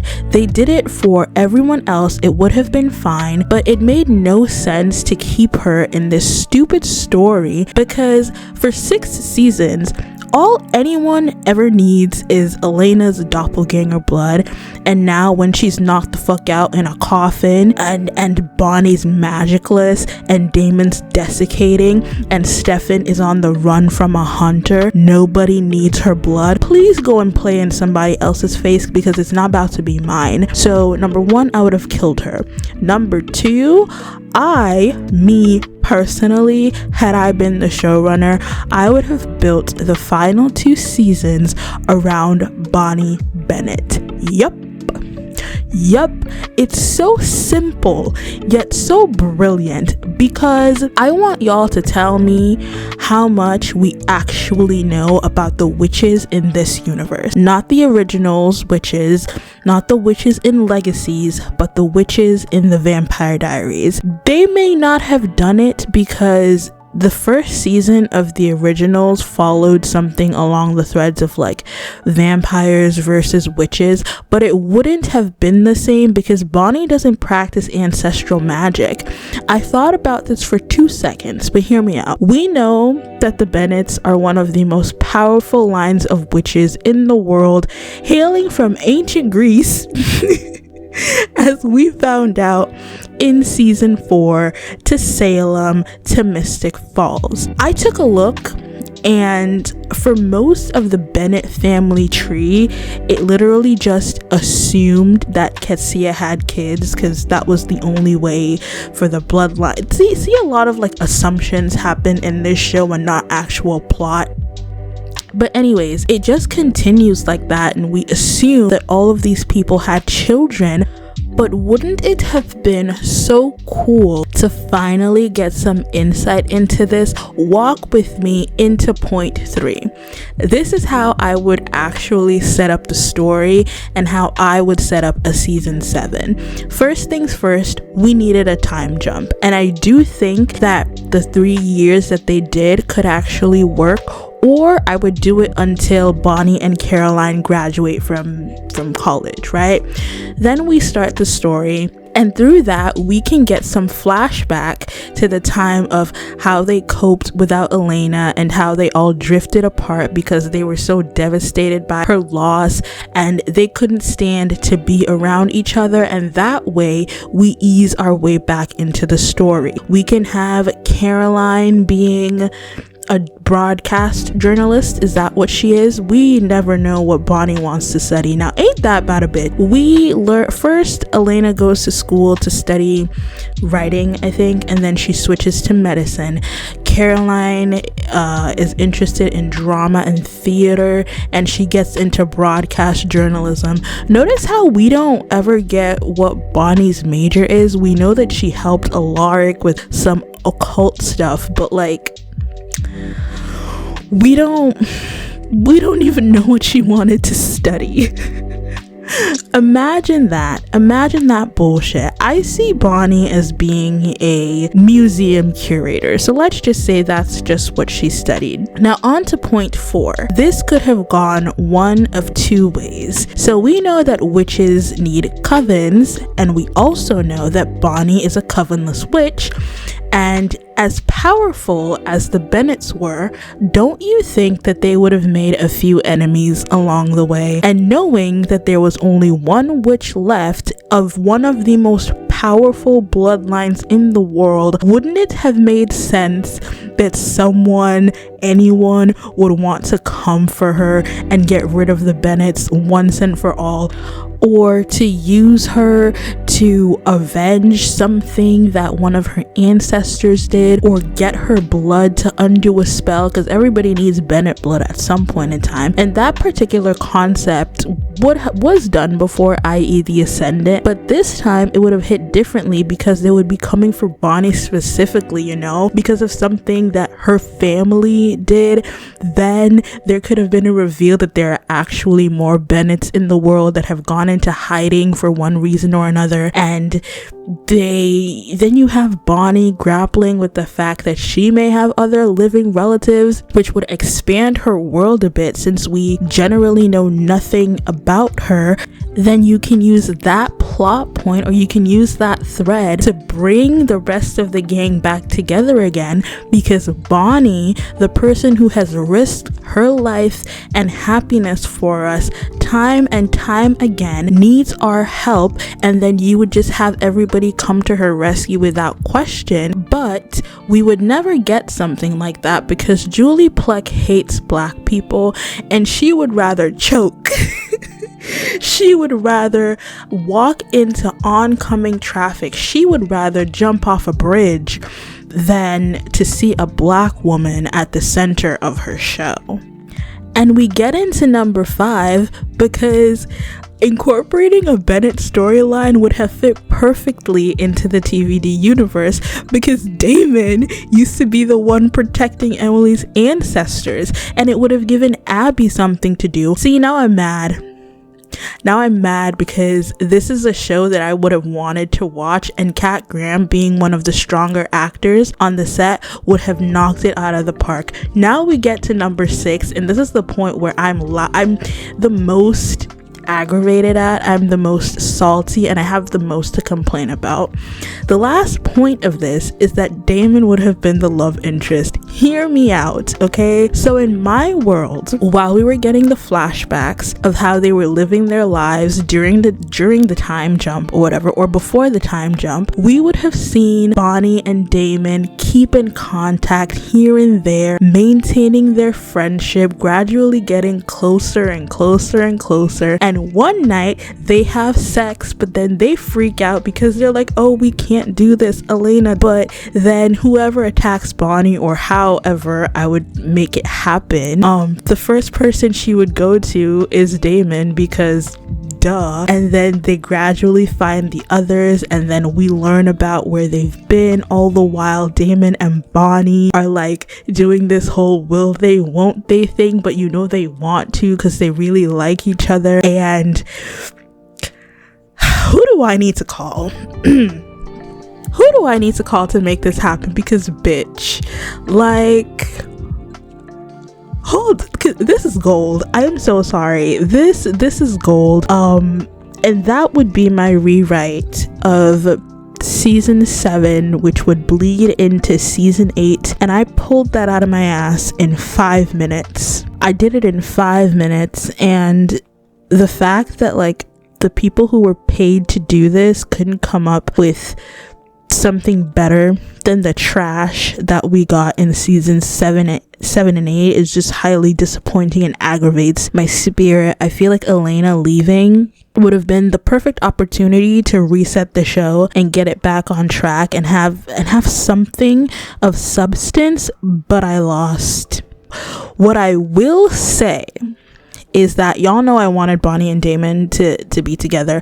I think Stefan and Elena should have ended up together. However, I do enjoy the friends to lovers situation that Stefan and Caroline had going on with each other. I thought it was brilliant. I thought the way that they spread it out throughout the seasons was very well paced and not too rushed, and there was care and time put into building their friendship and making it look believable and plausible, and that is another reason why I hated the pregnancy trope so bad. Like, I hate unexpected pregnancy tropes in and of itself, but the fact that the babies were Alarics and it messed up the entire thing that was going on with Stefan, I hated that so much. But anyways, I'm done talking about all of these meaningless relationships. Okay, here's the sitch. This show has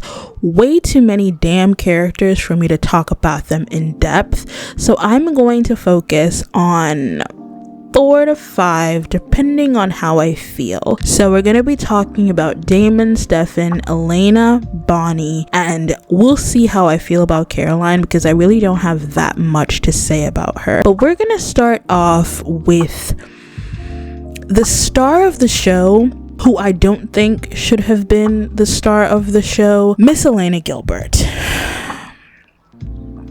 I think that Elena might be one of the worst female main characters of all time, and I stand 10 toes down in that statement. So here's the thing. When it comes to storytelling, there's something known as a character arc. If we're going from A to Z, the time that it takes to get there, your character has to change in some type of way. It can be positive or negative, but it's a transformation that reflects the journey that they've been on. This is one of the tenets of writing books, of writing anything, and it falls under characterization. Just like the events of the story are having an impact on your character, just like real life, because The person that I was in high school isn't the person that I was on my first day of university. So in all honesty, I think that Julie Plec and company deserve an award because the fact that they managed to ensure that Elena Gilbert remained the blandest character in this entire series for 8 seasons, even after she came out of a fucking coma, there needs to be an award for that. She needs to teach classes on that because that is a talent. You know what? Actually, she needs to teach classes so that people can know how not to do that because that is so fucking ridiculous. I have never seen anyone more prone to bad decision making, a lack of critical thinking skills, someone who needs to be rescued all the damn time, even after turning into a vampire. Like, she's the worst. I swear, like, they needed to rescue her more times after she became more durable. Almost every single episode is someone needing to save her. All she does is cry and complain. When she turned and she was walking around talking about, I'm so different now. No, bitch, you're not. Every single problem that they ever had could have been solved by her death. I'm just saying. Elena is selfish, indecisive, and one of the most self-absorbed characters that I have ever seen. It would be one thing if the show stuck with her personality from the books. Then we could have had an iconic Alison De Laurentiis-esque moment, but they kept all of her mean girl traits from the books but somehow tried to portray her as a good person, which made no damn sense. If you don't know, in the books, Elena is the blonde-haired, blue-eyed mean girl. She's pretentious, self-centered, and thinks the world should bow at her feet. And though she does make a transformation towards the end, the way that they did this in the books, it's like Elena has all of the negative traits that her book counterpart has, but the writers want me to think that it's the opposite just because she's not outwardly mean. And I feel like that's worse. I just think that because of the craze of Twilight, they changed her features to make her look like Bella, and they had Stefan look like Edward. But I feel like maybe her book personality, they probably thought that her book personality wouldn't work for tween television, but like what they did was worse because they made her a cardboard cutout. They made her a shell of a person. And the first season I understand because her parents had died and you could chalk it up to that, but things happening around you that never affect you, like you don't come out different, you don't have a different outlook, that's weird and that's just terrible writing. It could be fair to say that she acts the way she does because of what she's lost, and while that can be true in certain aspects, we have other characters who have lost just as much, if not more than her, and they don't act that way. And if you know, you know, I'm talking about the incomparable Bonnie Bennett. Seeing the way that Elena was portrayed in comparison to Bonnie just made her look even more ridiculous, and I don't even think the writers were aware. I don't think Julie was aware that this is what she was doing. I lost all respect for Elena in season 3. There was this instance when Rick's ring went missing. Try saying that 3 times quickly. But when Rick's ring wasn't working or whatever the case was, the first thing Elena wanted to do was call Bonnie, and I was like, bitch, her mother is now a vampire because your Ripper ex-boyfriend and his murderous brother, with whom you have this weird thing and or relationship happening with at the moment, did a fucking coin toss to decide who would kill her. She doesn't want to talk to you. She doesn't want to talk to you. They were not concerned about how Bonnie felt in that moment. Elena was like, yeah, let's call Bonnie. Bonnie does not want to talk to you. Now, is it Elena's fault that Damon and Stefan were obsessed with her? No, but not once did she stop and think about the implications that shit had on everyone else.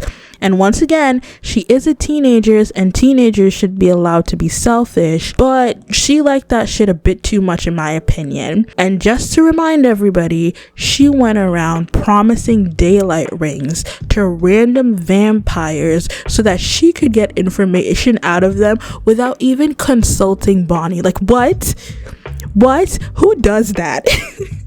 Elena fucking Gilbert, that's the bitch who does that. Then we got to season 6, where forgetting Damon was one of the dumbest things I have ever realized. I don't know why they did that. Oh no, I know why they did that. They did that to prove that Elena would have fallen in love with Damon no matter what. Please. They're so lame. Julie Plec is so fucking lame. Listen, I believe in true love as much as the next person, but out of everyone you have ever loved in your life, your family, your best friends, like everyone you've lost, you chose to do this shit over fucking Damon. Bonnie was meant to be your best friend. Stand up, Elena, please. To end this off, if anyone can tell me anything Elena did for anyone that wasn't in service of herself, maybe I'd reconsider my stance. But this is where I pose the same question that I did towards the beginning of the video. Had it not been for Elena looking like Catherine, and for the sake of Julie Plec's nonsensical plot, what reason did the Salvatore brothers have for falling for Elena Gilbert? I'll wait. I like Stefan. Y'all might not like Stefan, but I like Stefan. In the beginning, I called him a bargain brand Edward Cullen because in the books, he drinks from Elena pretty regularly and doesn't turn Ripper at one drop of human blood. But I guess we were gonna ride the Twilight hype until the wheels fell off, and you know what? It is what it is. But one of the things that I found weird in Twilight was that the Cullens never thought of drinking from blood bags because it wasn't as if they were afraid of drinking human blood. They just couldn't feed without killing, or like Stephenie Meyer's vampires, like once they bit someone, they would have to go through the whole ordeal of sucking out the venom until it wasn't in their system anymore. But when we found out that it only takes one drop of human blood to send Stefan off the rails, I was intrigued, and I think that adds layers to his character. And the fact that it doesn't matter if his humanity is on when he's in Ripper mode, he's just that out of control, is a really, really nice touch. I liked in season 3 when Damon was looking for Stefan while he was out with Klaus, and they found that house with those people ripped apart, and Damon was like, yeah, that's Stefan. He rips them apart when he kills, but he can't control himself, and out of guilt, he puts their bodies back together, and because of that, he remembers the name of every person that he's killed. That's just perfect psychology. And because of that, I feel like there's always this edge to Stefan, because you know that he's always fighting to hang on to that singular thread of control, and every time he pops up in a scene, I remember that, and I love that about him. I really like Stefan, but as soon as Elena gets involved with Damon, he's in the backseat, because Julie Plec had a crush on Ian Somerhalder. You cannot convince me otherwise. You cannot convince me that Julie did not have a thing for that man, and he's fine, like he is, but she could have made it less obvious. In this show, if your life does not revolve around Elena, then you are relegated to the back burner, however long it may be, until Julie and company decide that, oh, we need you back in Elena's circle. Now on to Damon.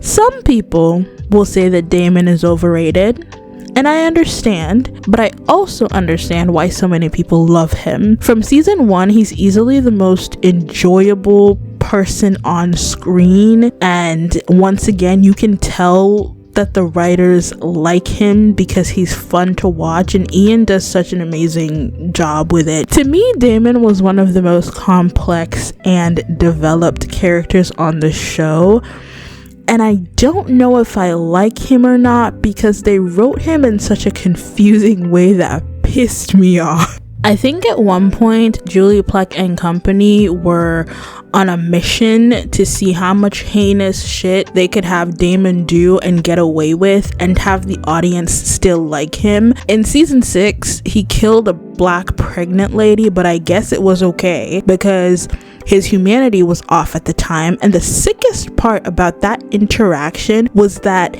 they had him tell that story to Bonnie. So now you have this black woman telling him that even though he killed a black pregnant lady, that he's different because he feels some remorse, and he's not the same as Kai because he feels sorry that he did it because his humanity is off. Please, let's be serious. Do y'all know that one meme that goes, you are 40 years old, how long you gonna keep doing this? That is how I felt whenever Damon would go off the rails, so to speak. And I'm just like, you're damn near 200 years old. How long are you going to keep doing this? Do you want me to believe that Damon is a good guy or not?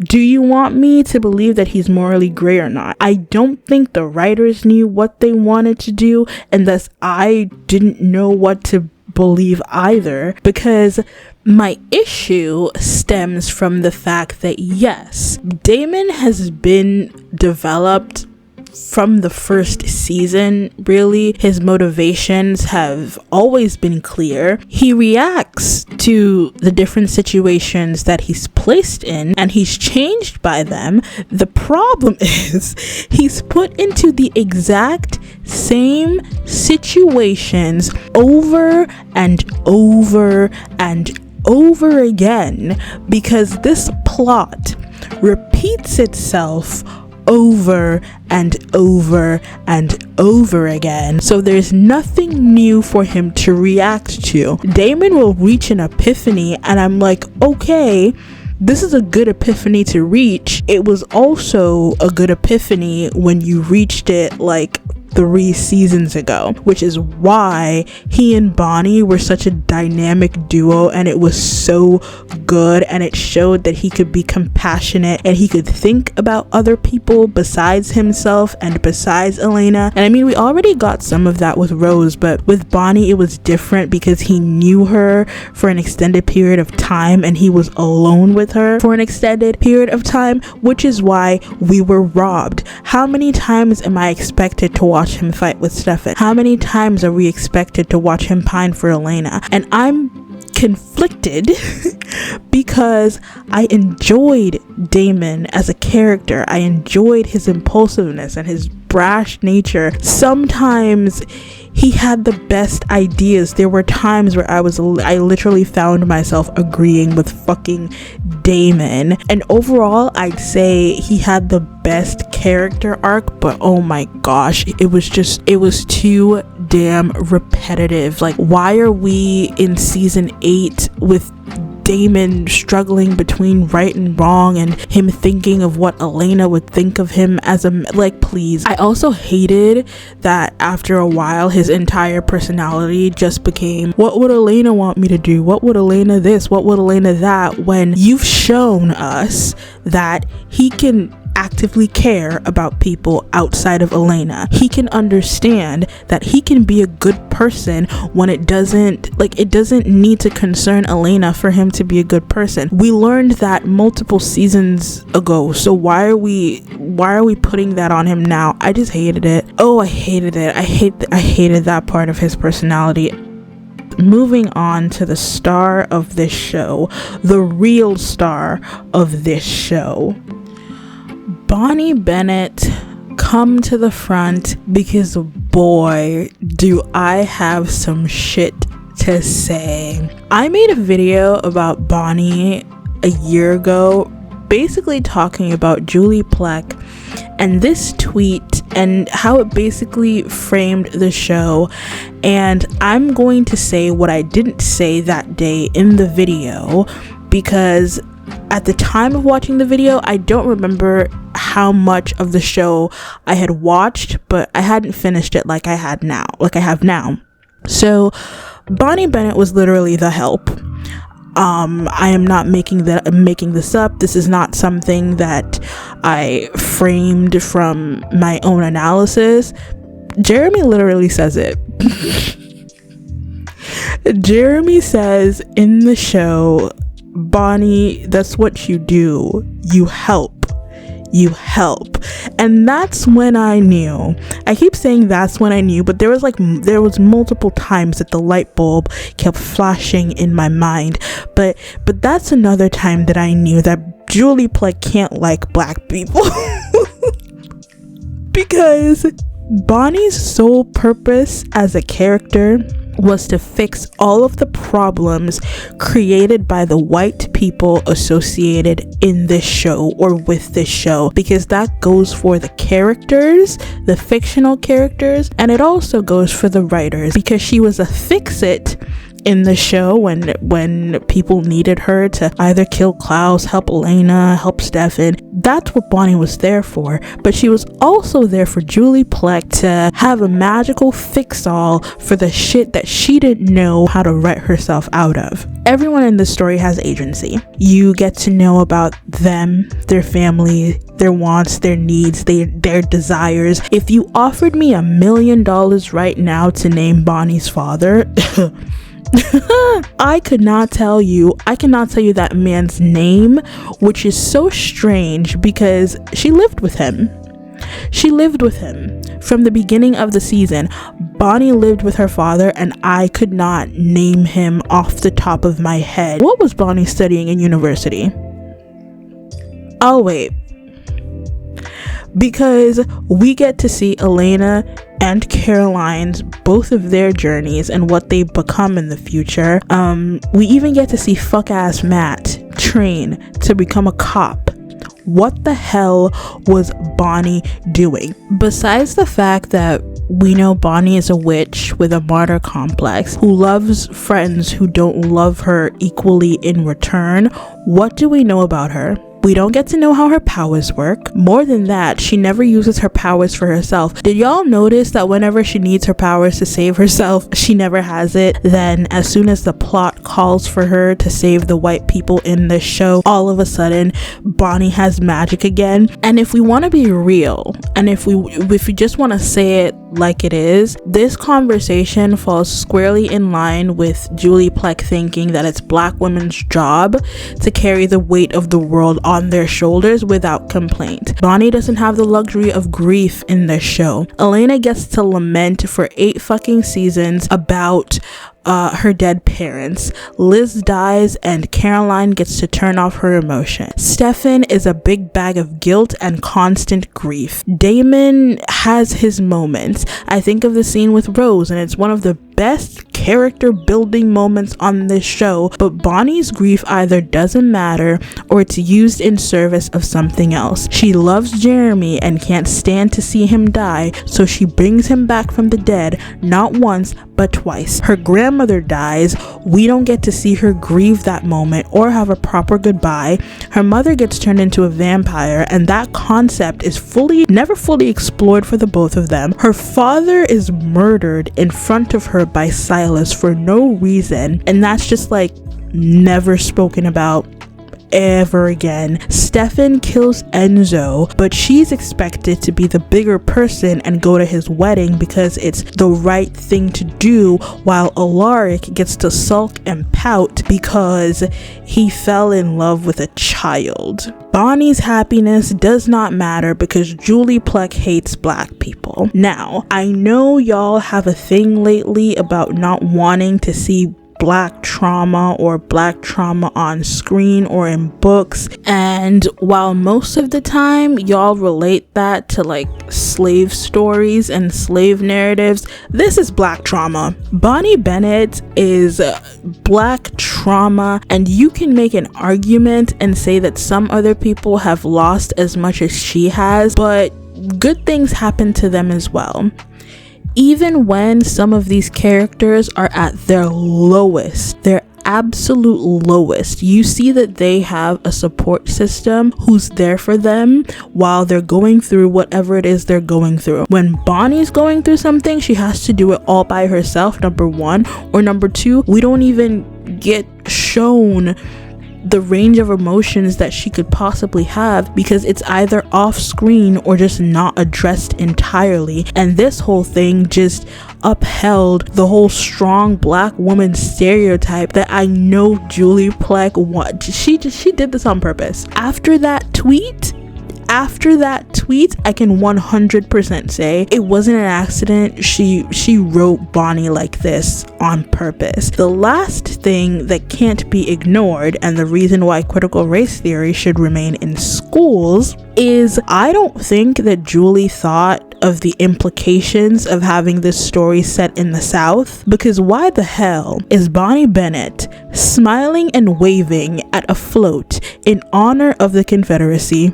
Julie Plec and her writers seem to have this weird obsession with the Confederacy, because even if this story is set in the South, y'all didn't need to include that. And I say that most of the time for fantasy stories because everyone is like, oh, you have to include racism, it's not realistic if you don't include the racism. Your show is about vampires and werewolves, and it's just like with what I said in the Twilight video. Jasper was a Confederate soldier. Before I say this, first, I don't think any of these vampires should be Confederate soldiers, but Jasper was a Confederate soldier, and if you want to do something, if you want to write about something like that, okay, cool, but it's the glorification of it. Damon was a part of the Confederacy, but in the latter seasons they clarified that he was a deserter. There was this one episode with the Phoenix Stone that was literally dedicated to showing you the many ways in which Damon tried to leave the Confederacy, and at one point they alluded to him having talked about it with Bonnie, but like, what was said? I would have liked to have seen that conversation. What did Damon say to Bonnie about him being a Confederate soldier? And here's the thing, Bonnie was white in the books. Well, everybody was white in the books. They were all written, the first Vampire Diaries book was written in 1991, so calls for diversity in books weren't as prevalent as it is now. But maybe if you want to write about black people in the South, or you want to write about black people period, maybe we should have black writers in the room.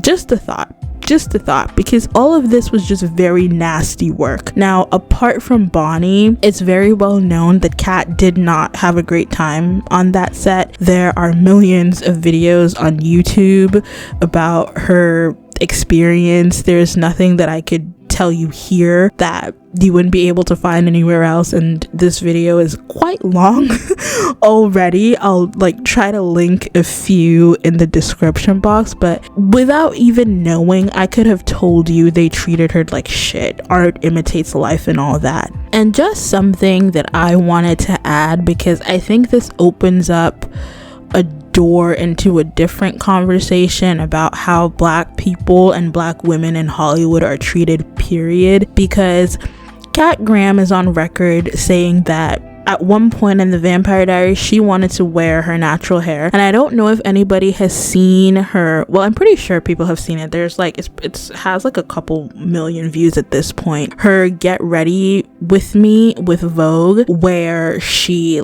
does her hair and talks about this. She has a pretty tight curl pattern. Looking at it, it's type 4 for sure. I would say 4B or C. She was really emotional when she started talking about her hair, and she wanted to at one point play Bonnie with her natural hair to give the character a little bit of authenticity, and they said no. And in my mind, they probably didn't say it like this, but in my mind they were probably like, girl, absolutely not. If you think we want that your hair here, absolutely not.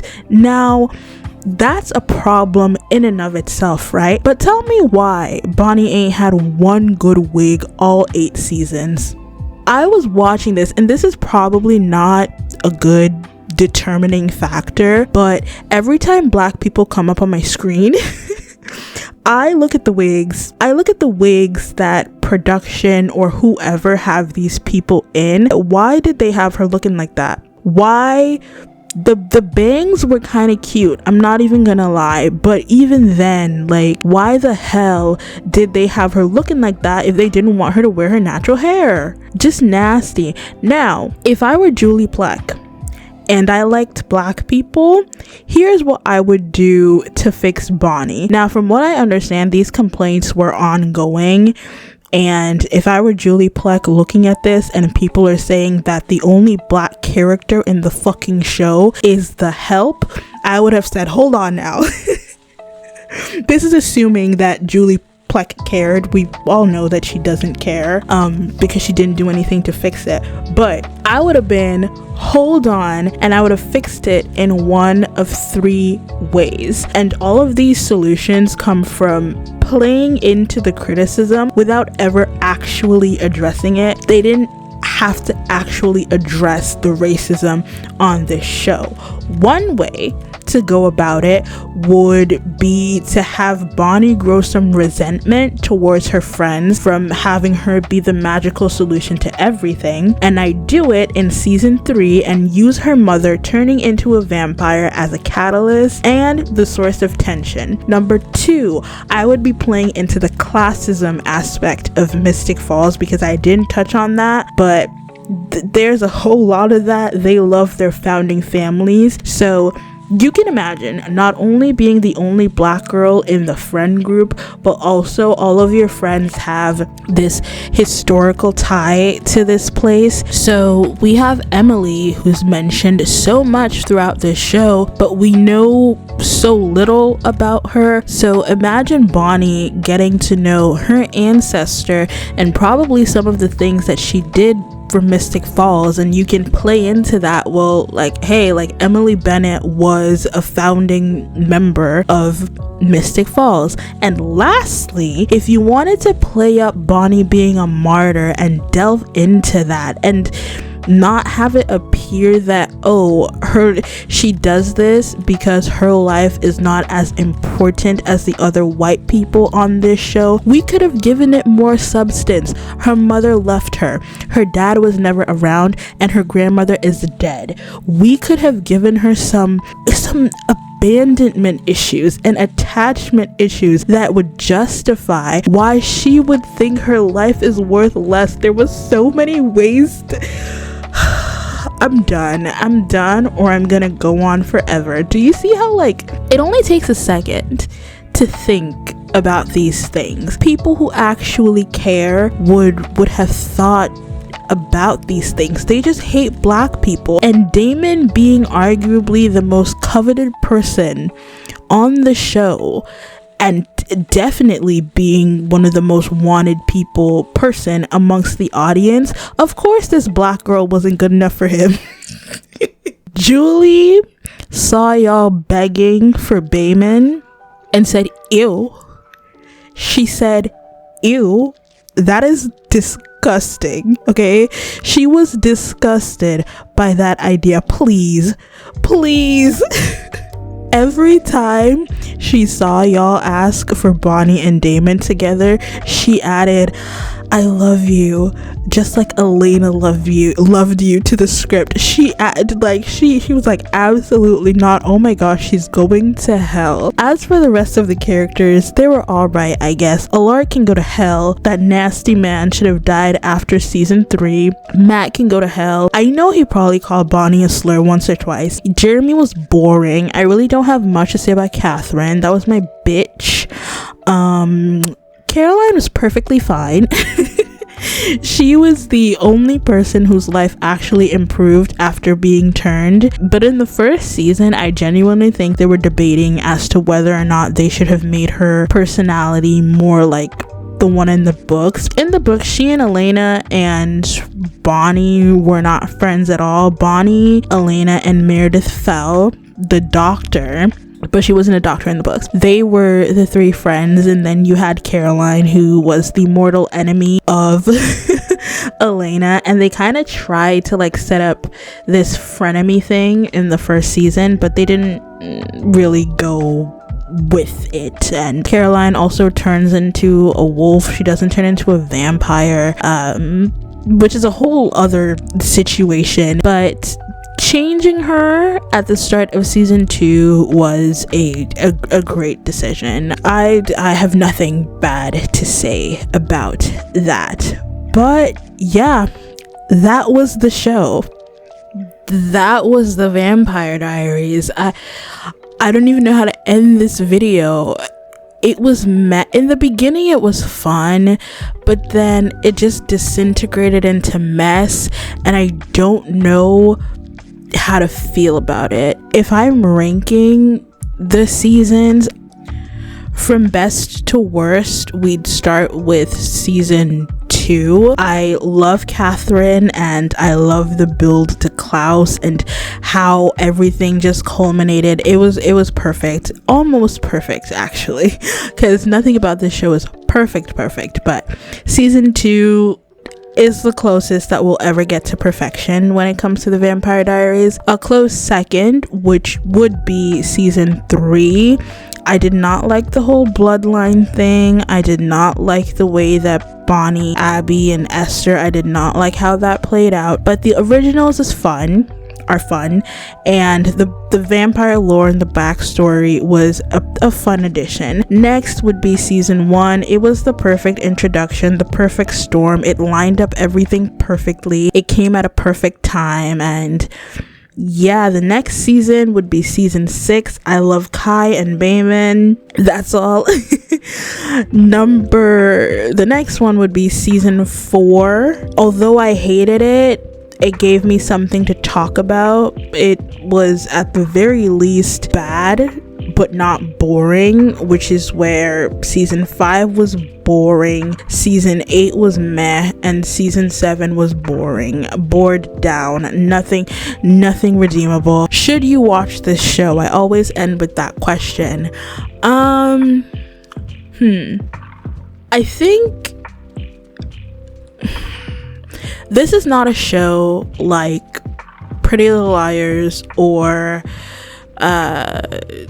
Teen Wolf. I'll just stick to the ones that I've reviewed on this channel. It's not a show like any of those shows that try to follow some basic premise, shows that follow or try to have some internal logic. And if you have watched Pretty Little Liars, yes, I'm saying that Pretty Little Liars follows more logic, is more logical than the Vampire Diaries. I know that might be impossible to believe because it's Pretty Little Liars, but this show is that bad when it comes to following through on premises that it has promised its audience. I would say anybody who is just interested in pop culture nostalgia, you should watch this. This was my first time watching it. It might be different for someone who grew up watching the show and waited for it to come on every night at 8 p.m. I'm saying 8 p.m. I don't know what time it came on, but